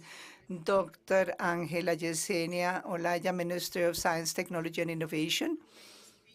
Ruben Silis, Chief of Cabinet of the Ministry of Science, Technology, and Innovation of Brazil. Benjamin Baran, President of the National Council of Science and Technology, CONACYT from Paraguay. Carolina Gaiza, Undersecretary of the Ministry of Science, Technology, and Knowledge of Chile. Paula Unax, Undersecretary of Science and Technology of the Innovation, Science and Technology Innovation Secretariat of Argentina. Mrs. Tahuada, Vice Minister of the Ministry of Science and Technology of Cuba, and Vladimir Teran, Director General of the E-Government Agency and ICTs of Bolivia. For the panel, each of you will have 7 minutes. The core subject, as Angela was saying, is the direction for science, technology, and innovation towards the solution of strategic problems, considering the investment in science, technology, and innovation to drive strategic sectoral agendas. The science, technology, and innovation agendas have to play a key role, not only in capacity building in research and development, but they also need to contribute to the solution of national problems and challenges, particularly within the frameworks of productive development of the countries and their territories. Approaching many challenges in the region requires an intervention from research, development, and innovation because these are increasingly complex problems. Realizing the potential of science, technology, and innovation requires not only to increase the levels of investment in this area, but also requires mobilizing public support in this field, or at least a part of that support focused on sectors and technologies that are associated with the main challenges faced by each country. In this panel, we seek to discuss from the different countries in Latin America and the Caribbean actions that are framed within productive development policies addressed to problems that can be approached from prioritized areas through specific roadmaps. And finally, financial support to the different policy instruments is important. They should be made available in order to materialize the agendas already in place. According to what I have just mentioned, Madam Minister, we now open the panel with the participation regarding these topics that we have mentioned. Which is, Minister, the position of Colombia? Good morning to all of you once again. As a matter of fact, the national government has been developing a coordination with the actors of science, technology, and innovation, government, academia, civil society, for the co-construction of a scientific national agenda that may respond to the national priorities in the framework of the national plan of development. This has led to something that is very important. We have prioritized the allocation of funds for science, innovation, and technology. Following Mariana Mazzucato, that offers a number of guidance whereby the productive technological scientific development must be guided through the design of specific mission and challenges that correspond to the reality of each national state. Our government has created 5 research and innovation policies. These represent our 5 national challenges that need coordination. These policies are energy transition. Energy transition is one of the priority of the national Colombian government. The scientific development, the generation of new knowledge to strengthen the use of renewable energies, to move forward the decarbonization of the national economy have been pillars of our government. And such decarbonization of the economy implies to think alternative ways, taking into account, and the dialogue with social science and humanities has been important to have an analysis of traceability, to see how extracting economy have created the development perspective for the region of Colombia, but also social and environmental conflicts have been created by such economy. So the country wants to address the climate crisis and wants to think about alternatives ways of development that will recognize biodiversity, deepen in their characterization based on the dialogue that exists with the communities and with civil society organization. But moving forward to a decarbonization of economy implies strengthening human scientific talent. In other words, develop scientific capacities to respond to these needs and problems. This has led to strengthen the national policies of training to the level of postgraduate degree in articulation with other entities of the government so that youth has easier access to study a master's degree or a postgraduate degree in areas of knowledge that are key for the nation. Of course, this area implies an ensemble with also the humanities and social sciences, so intercultural systems of innovation development can be created. Another policy is related with bioeconomy, the characterization of the biodiversity and the added value to local economies that are included in the reindustrialization of the country and the popular economy. Our popular economy opens spaces of dialogue between public, and public-private so that commercial relations can be created. The power of the commercial strength of the peasant communities can be also recognized and linked to that dialogue. We are also working on a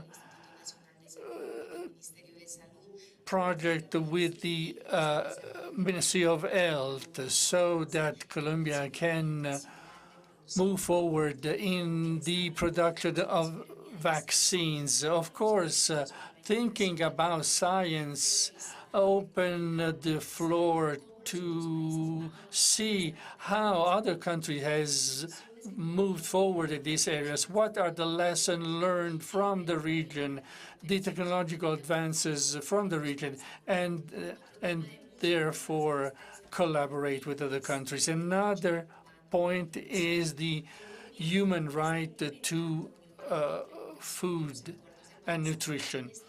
Colombia is developing a national strategy to move from illegal economies to legal economy. What does this transition imply? It implies to increase the productivity of the rural areas and have scientific research on agricultural production that require the leverage of resources and technology to strengthen such productive sectors of the rural areas so that the legal production configure a new environment. Finally, one of the flagship mission of the government is Science for Peace. This implies a coordination process with the region of Latin America. Another way, build a mechanism so that the scientific research has an impact on problems in each country and leads to the reduction of social gaps and gender gaps. We know that countries have developed in technology for war. We now have to be involved in strengthening technology for the peace.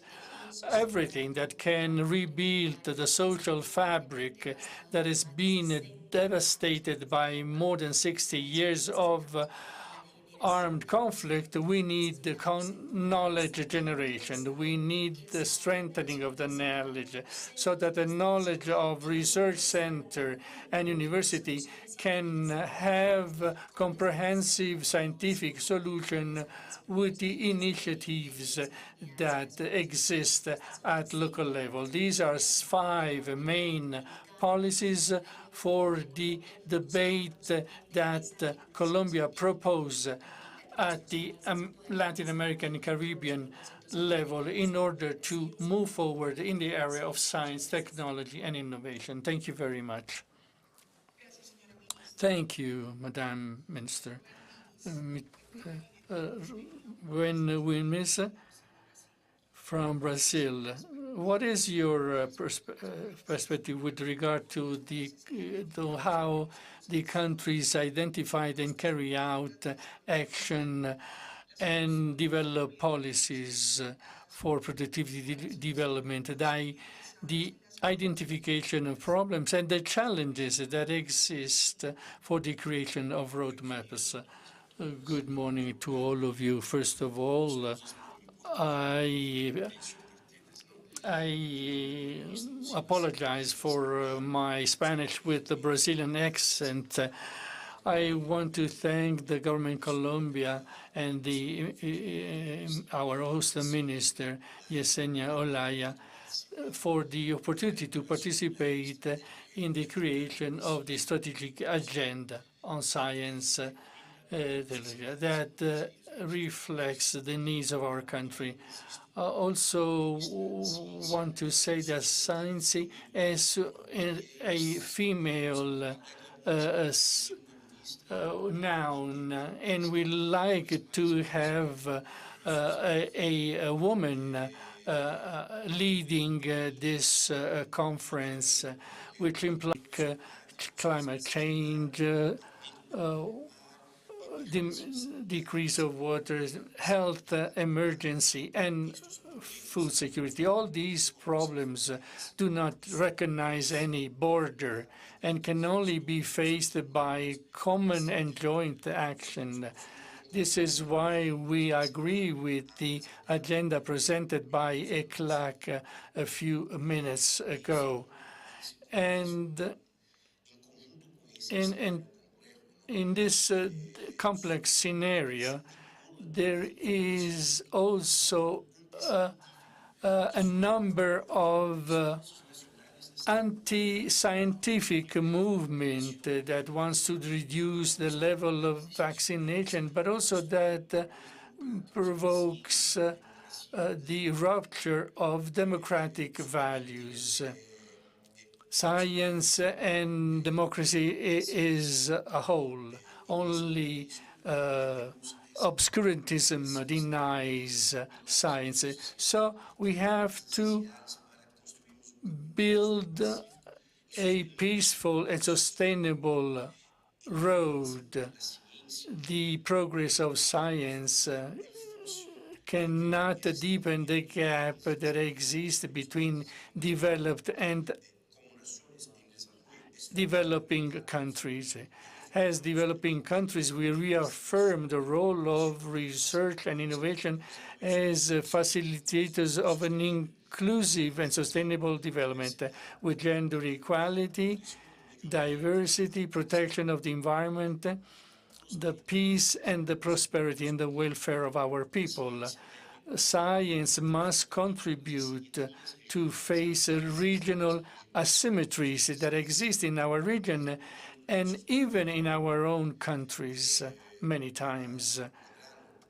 To achieve this, we need to support a joint effort to transform our research system and respond to the economic and environmental challenges.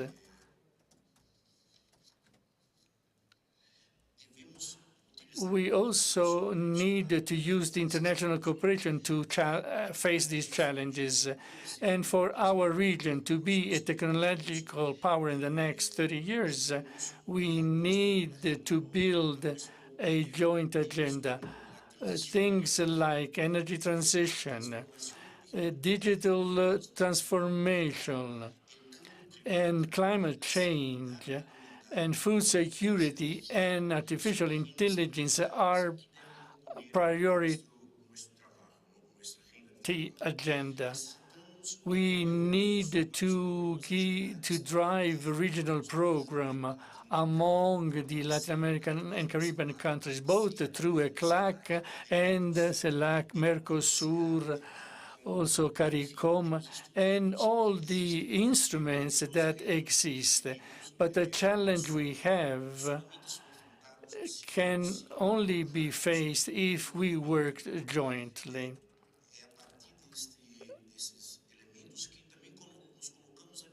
We are available to deepen both bilateral or multilateral the issues so that from Brazil we may broaden the cooperation in the area of research in common. We may have exchange of researchers that can use the different institutional arrangements that we have wanted to face the dilemmas. The production of papers of our universities is not directly related with the level of innovation that exists. How can we deepen and close that distance from the production of papers to the innovation? How to create a 3-helix or 4-helix approach through the investment of funds and transform the knowledge we produce in wealth and welfare for our people. I think that a conference like this enables to establish a common agenda. President Lula says that science should be a tool to build bridges. And so we are available to work with all the countries of the region. And similarly, we are available to work with ECLAC so that in the next 2 years, we can receive the 5th regional meeting if ECLAC approves this offer. Thank you very much, and I wish you a good session of work to you and all of us. Thank you, Dr. Benjamin Arand, the president of of CONACYT in Paraguay.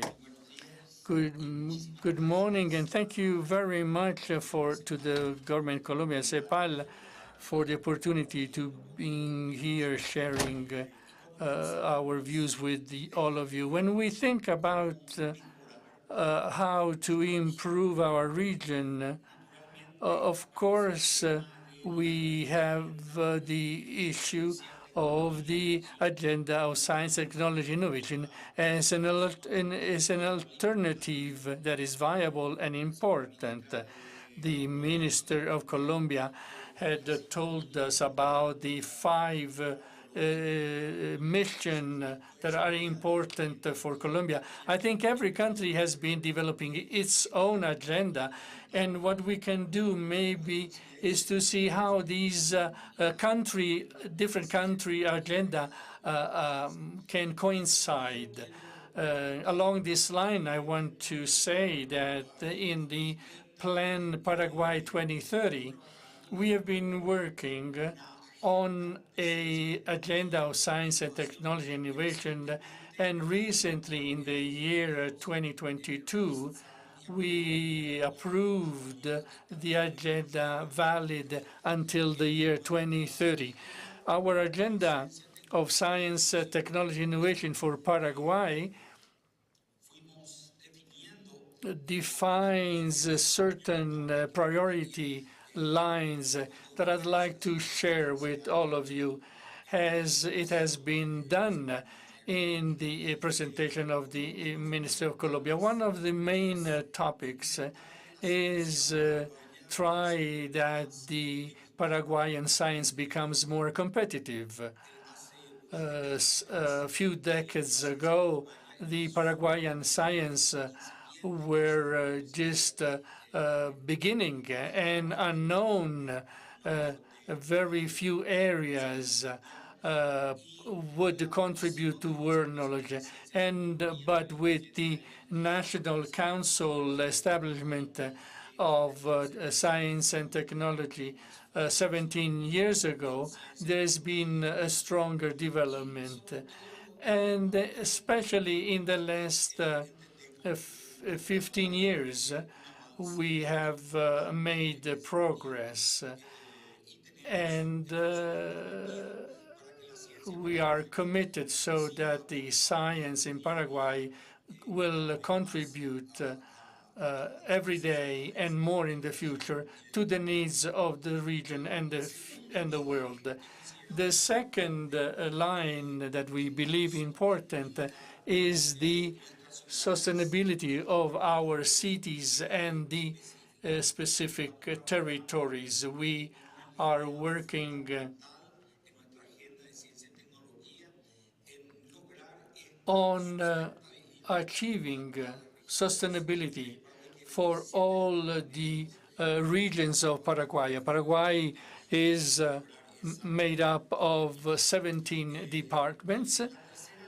And the third line on which we're working is achieving a Paraguay that is protected and resilient. Due to the pandemics of the last year, we have realized the weaknesses. For example, the difficulty we experienced to get vaccines. We have reconsidered the importance to have a Paraguay that will be protected and resilient vis-à-vis the different situation. And finally, the fourth main line is a food of high value and products of biotechnology. Paraguay is an exporting country of diverse food items. And so we want to support the development with the added value of all these food resources. So based on these four lines, we've also defined the cross-cutting lines. Maybe you know that Paraguay is a large exporter of hydroelectric power. We have our own hydroelectric plants in our country, in our rivers, but also we have hydroelectric plants shared with our neighbors, with Brazil and Argentina, with countries with which we share hydroelectric power plant. So being a producer and an exporter of clean hydropower, we think that this is important as something that implies allocating even more resources to a power that can help the region. Another important element is water. Paraguay has many rivers and is on the Guarani water basin, one of the freshwater basin, most important freshwater basin, and we are working committing resources of science, technology, and innovation to protect such a wonderful resource, the waters of the Guarani aquifer.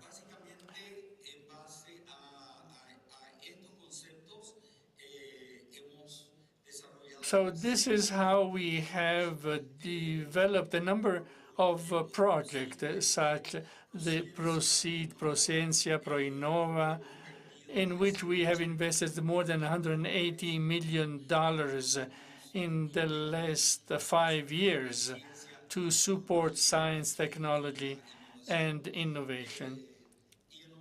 And because time is limited, I simply would like to highlight once again the importance of this common agenda on science, technology, and innovation so that we can share among all of us the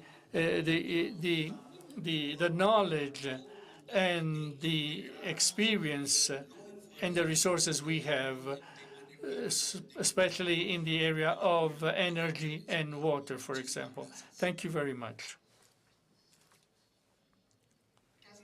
Thank you, Benjamin. Carolina Gainza, Undersecretary in the Ministry of Science, Technology, Knowledge and Innovation of Chile. Thank you very much. Once again, I thank you for the organization and the hospitality of the government of Colombia, and of course the organization of ECLAC.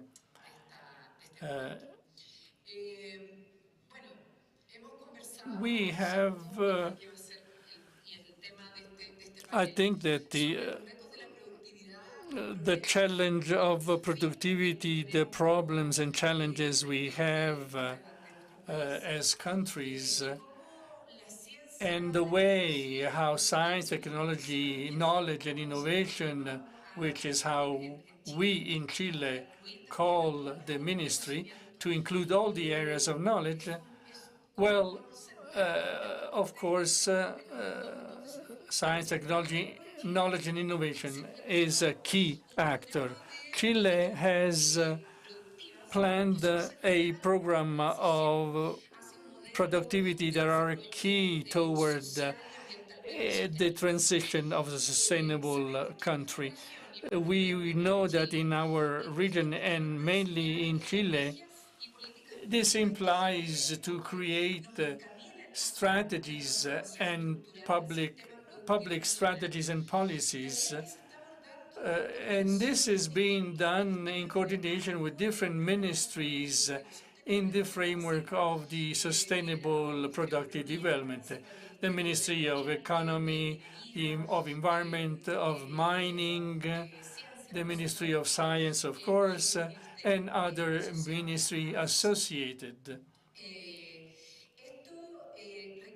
This requires promoting new knowledge, capacity, processes, and ways of doing things, both to generate a more diversified and complex productivity matrix, but also reach arrangements and agreements with the different actors.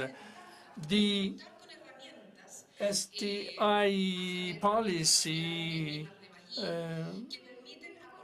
allows to contribute to the transformation in social and economic and environmental terms.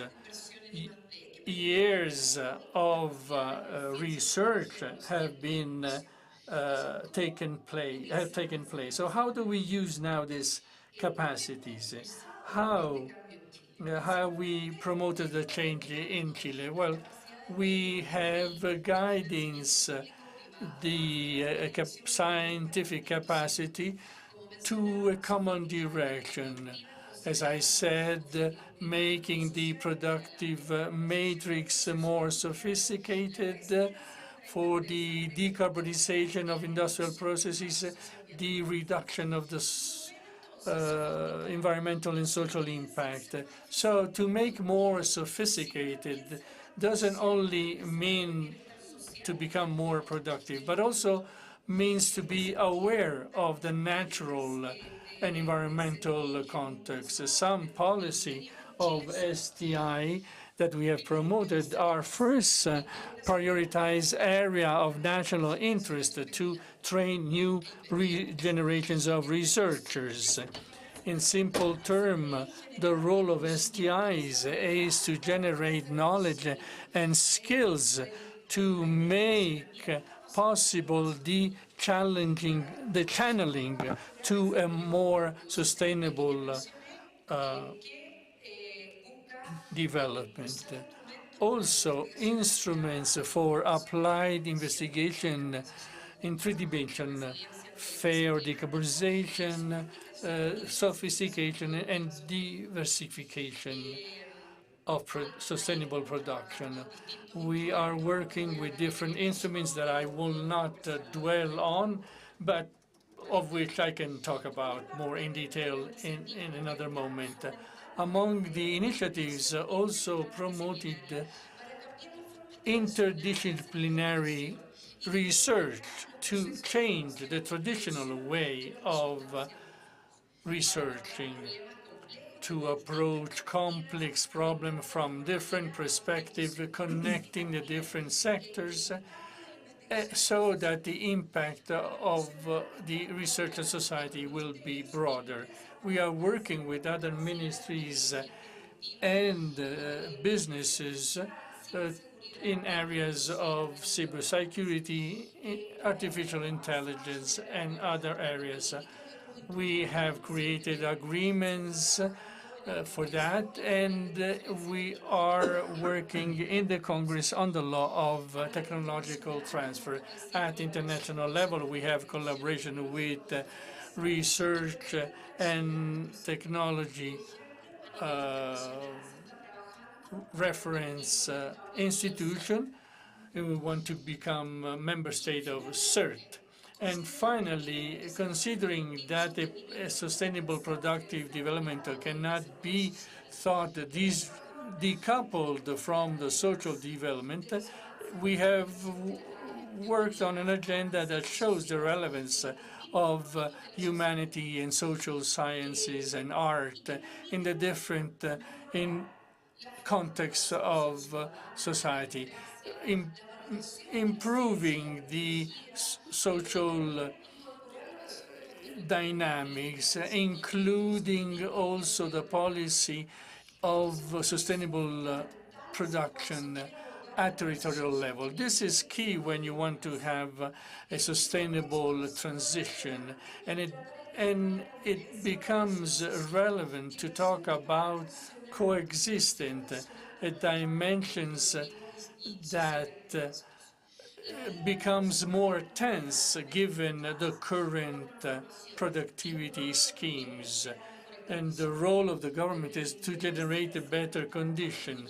The Ministry of Science is contributing to the implementation of a public institute of social coexistence via the implementation of research social innovation.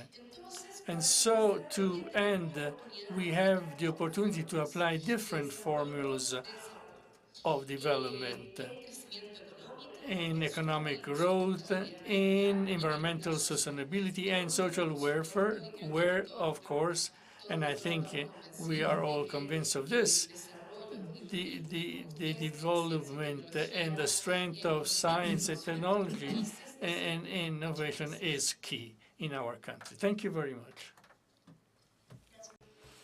Thank you, Dr. Carolina. Dr. Paula Lagignac, Undersecretary of Science and Technology of the Innovation Secretariat, Innovation, Science and Technology Secretariat of Argentina. Thank you, Claudia. Let me start by saying that in our country at the end of last year, Congress unanimously passed a law for the National Plan for Science, Technology and Innovation 2030 in our country. Really is a source of pride. This is an accomplishment because all the political sectors came together to approve this in the form of law. In the past, we had the 2020 National Plan, and the Ministry of Science and Technology was always leading the process of building this national plan for the country. And this is what has been going on over the years. And the definition of strategic and territorial agendas was an important focus of the work. What does this mean? Looking at public policy in from a dual perspective to make sure that they are sustainable policies over time. It's no good to generate any policy that will be changed when a new administration comes in. We well know that the process to develop new knowledge and technology development are long-term processes. So in this sense, these public policies that are now reflected in the National Science and Technology Plan for 2030 were policies designed with the participation of different stakeholders, the academia and other sectors, and developing priorities, national priorities for the country, and also identifying the strategic sectors for the diversification of the productive matrix and for improving productivity, but also the bottom-up approach also, who will be the stakeholders and sectors of society that will appropriate this knowledge and these technologies and who will develop their own or build their own capacity. Okay, so this is how there are 10 priorities established in the country, and there is consistency with the strategic agendas in this region. It's really good to see that there is consistency. We know that the process of creating knowledge and of doing science is a social process. It's a process where different actors interact through production mechanisms and through mechanisms to produce this new knowledge. So our researchers, our technologists, we as stakeholders who have to manage public policy are interacting, all of us. And in these agendas, both territorial and strategic, that we have built, I'd like to highlight, for example, the 21 out of the 24 Argentinian jurisdictions have agreed that ICTs are a strategic area.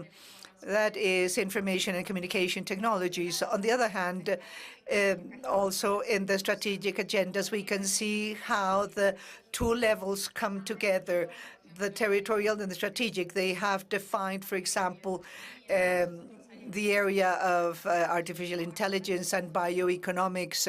Now, what is the big challenge? The big challenge is to bring this national agenda, this national roadmap, which we have in our hands today because it was recently approved, bring it down to earth, make it a reality so that these policies can be articulated and coordinated and yield results.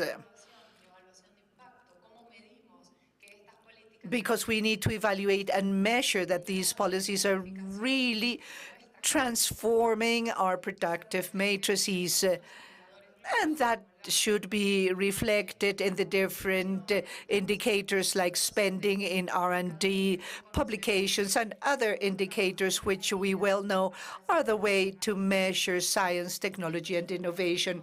So we are rethinking 4 pillars to approach the implementation of these agendas, both territorial and strategic, and the 10 national challenges.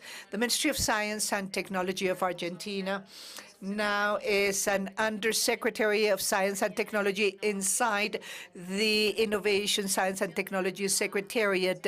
This is a decision of the new administration. And it is not naive to have written innovation, science and technology, innovation first, because it's a merger with other state areas of the state. We are integrated with telecommunications, IT, informatization of the state, and many more areas. So that connectedness was created as a result of this restructuring. We reaccommodated the structure of the national government in order to be able to implement the science and technology plan by means of 4 pillars, which we believe are crucial for any strategy that we are thinking about. One has to do with a transfer and linking in the Undersecretariat of Science and Technology, which is organized in 4 areas. One of it has to do with facilitating, supporting, and simplifying linking and transfer processes. Transfer with the different stakeholders, not only productive, but also social, cultural, territorial. We expect science and technology that we generate to reach all those areas. The other pillar has to do with infrastructure, and I won't have enough time. I'm watching my time. But the infrastructures to support research, infrastructure in terms of equipment. And the other pillar has to do with information, and this is key. I'd like to devote the last seconds. I have to say that if we do not have information data, we won't be able to implement a national science, technology, and innovation plan, and everything will go awry, because we need to know where the resources are, how they are interrelated, so that we can actually define true strategic agendas as policymakers and as decision makers for the resources. We need to know, we need to have information. And the last pillar has to do with articulation. Thank you very much. Thank you, Dr. Paula. Dr. Adianes Tawada, Vice Minister of the Ministry of Science, Technology, and Environment of Cuba. Good morning again. I wish to thank the government of Colombia and ECLAC for this invitation to take part in this meeting to discuss and promote cooperation among our countries in areas having to do with science, technology, and innovation policy, and the development of essential tools to face the complex challenges that await us. In this regard, we cannot lose sight of the fact that the predominant financial policies continue to impose barriers to the advancement of developing countries, which in unequal conditions are facing a multidimensional and global crisis. In particular, coercive, unilateral, extraterritorial measures in terms of foreign policy, like the blockade imposed by the successive administrations of the USA against my country for more than 60 years, without the inclusion of Cuba in the list of countries that sponsor allegedly terrorism. This is an important hindrance for the international banking system and for advancing in our development and social plan.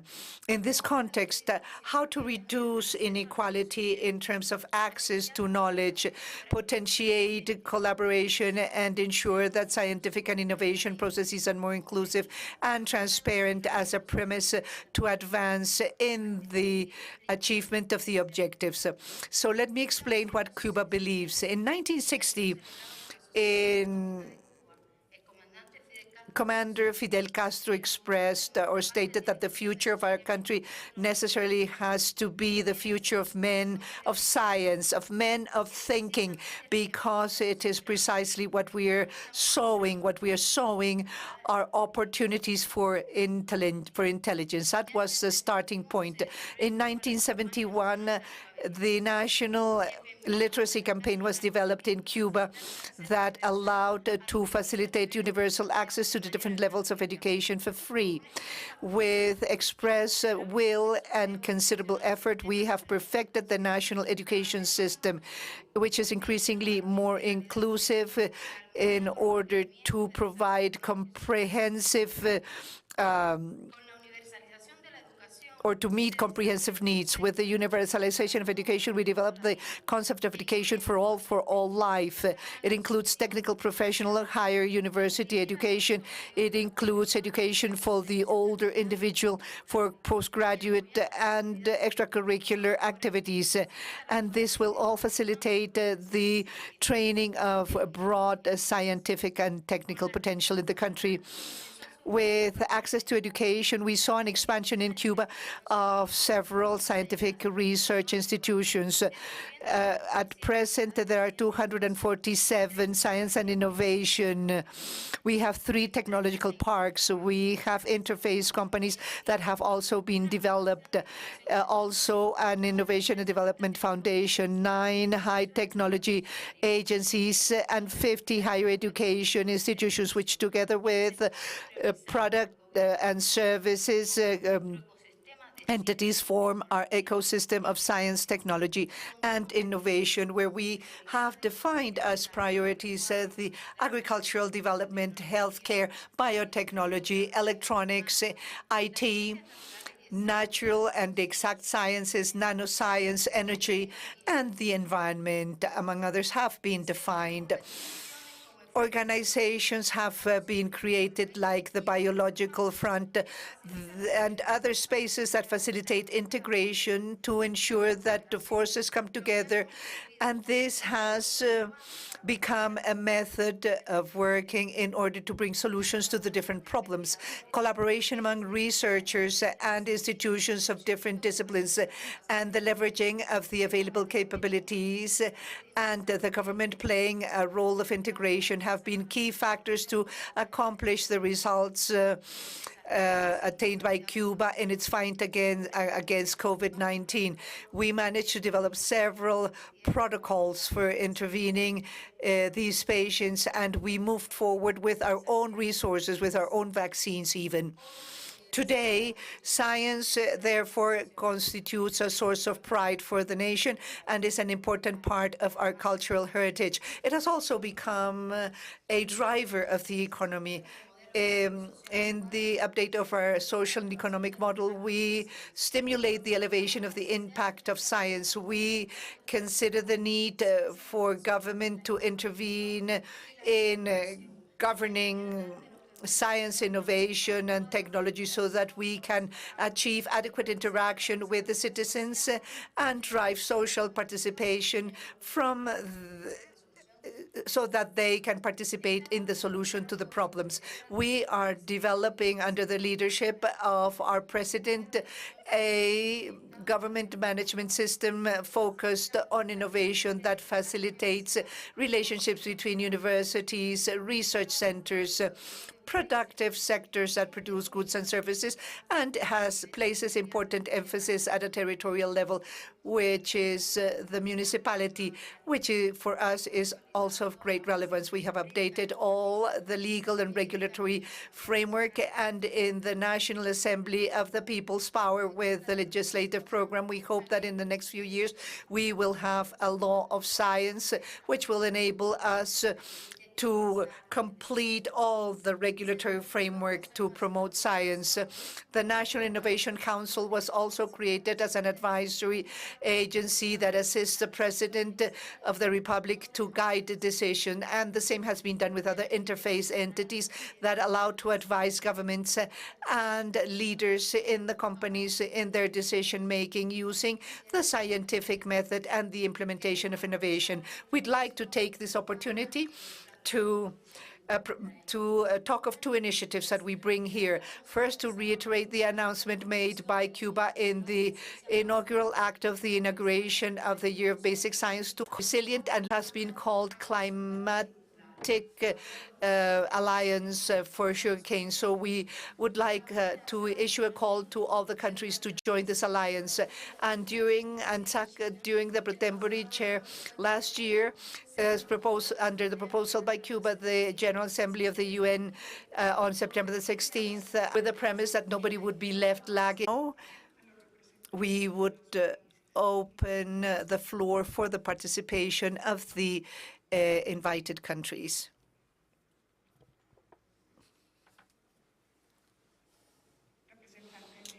The representative of Mexico is recognized. Thank you very much.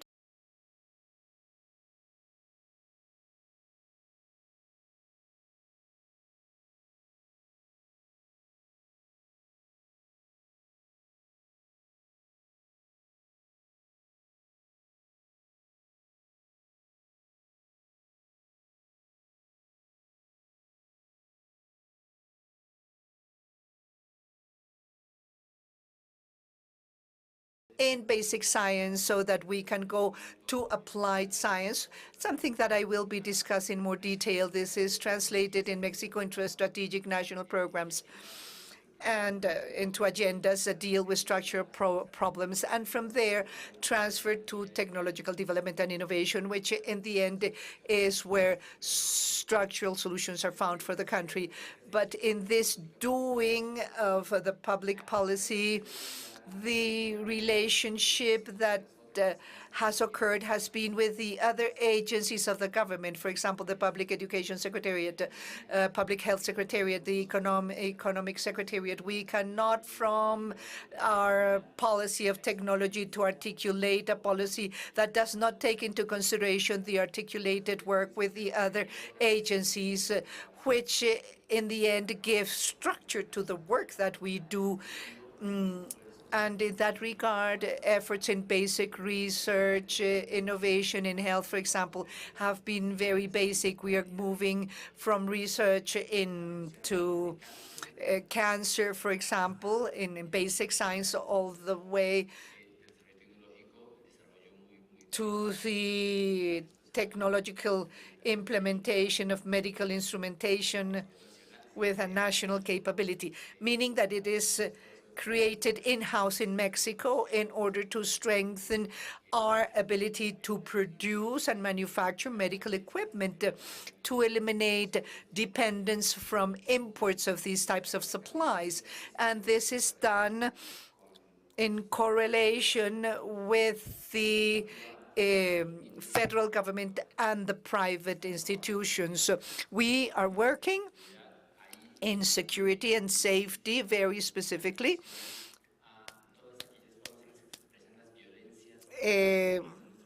identifying all the different forms of violence and addressing them. Of course, we need first to understand the complexity of violence. We are working closely with humanities, sciences, in order to understand how migration operates in our country, the vulnerability of the population that migrates through Mexico, and how this allows us to understand. There's a very close relationship with the institutions that work with these processes. And the last thing I wanted to mention has to do with the extraction of lithium at a national level in Mexico. It faces the challenge of understanding other alternatives for energy production, looking forward in time. So in Mexico, we are thinking about the possibility of doing things in-house with our installed capacity and understanding what capacity we need to build and strengthen. As our colleague from Cuba mentioned, how do we channel our policies to support graduate studies? Why we believe it is important to train in research at a graduate level, and in what areas we are interested at focusing our training abilities, and also research institutions that need to work in a coordinated fashion. It's no simple task. It requires important effort and coordinated effort from the federal government. But we in Mexico, I believe we already have lessons learned, and in the framework of a meeting like this one, the important thing is to share that experience with others. A week ago, we saw the minister from Colombia in Mexico City, and we were discussing that an opportunity like this one allows us to share what has been done, how we have done it, the challenges that we have faced, and how we have tried to solve them, because it's only through open dialogue that we can achieve the best solutions, thinking about the regional expansion of these initiatives. Thank you very much. Thank you.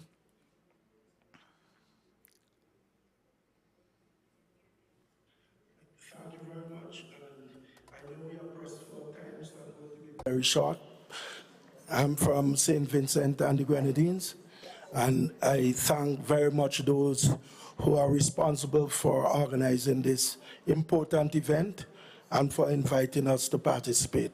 But I will have an opportunity to speak tomorrow. However, I just want to commend the the four set of presenters because they have touched on very important challenges that we face as a region. But what came out very importantly to me is the approach, especially in Cuba, Paraguay, and Chile and others, where in these countries, what is being done, you're seeking to have a practical application of STI to dealing with the challenges and problems that we are faced with. Our challenge certainly in the Caribbean multi-island states, we are doing a lot of research. Unfortunately, a lot of these research remain stored in the halls of the universities. And so you don't have that practical application, if you like, of these research to dealing with some of our challenges. And for sure, as I'm saying, we will be talking more of that as we spend the next 2 days. Thank you very much. Muchas gracias. Thank you. Once again, thank again to all our panel members for this important dialogue. Yes, we do have an regional agenda with points in common that will allow us during these 2 years of work to create concrete action so that STI can be the transformation driver that Latin American and Caribbean needs. I'd like to thank Claudia Cepeda and the different panel members for their contribution in this discussion panel. We will have a break for lunch. We have 1 hour of break for lunch. We in no more than an hour. We have to be very punctual for the official inauguration that will take place in the presidential palace with the President Gustavo Petro. Thank you very much. Presidenta, si me permite dar unos anuncios a las delegaciones que van.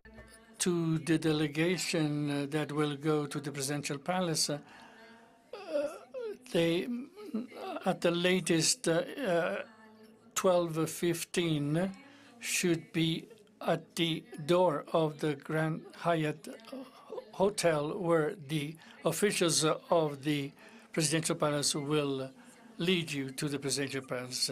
To the rest of the people who will not go to the inauguration, we will see you tomorrow. And a final call, we invite all delegations to move forward to have an official photograph.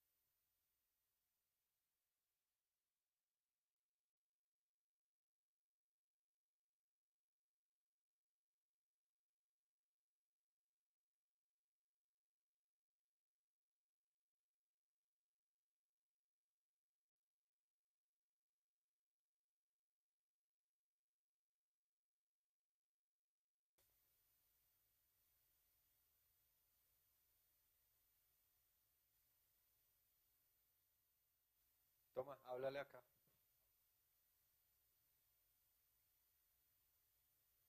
Listo que no.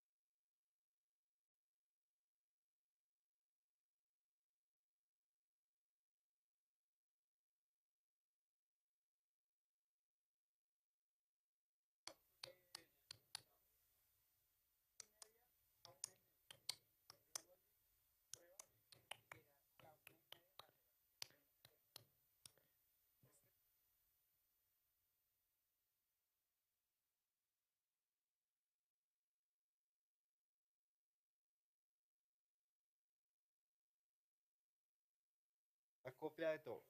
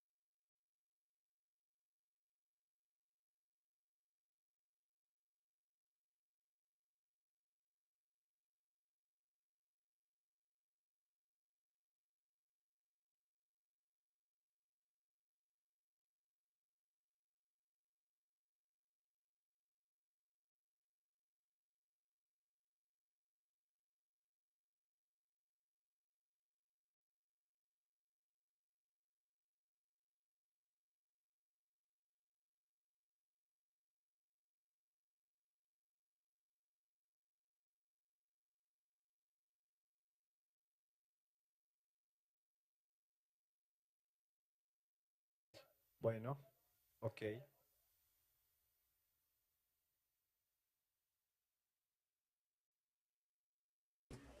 Hola, hola, hola, hola.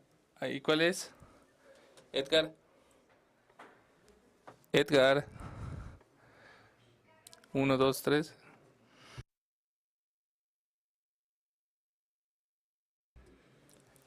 Edgar. 1, 2, 3. Este es inglés, dice. Este es el que nos interesa.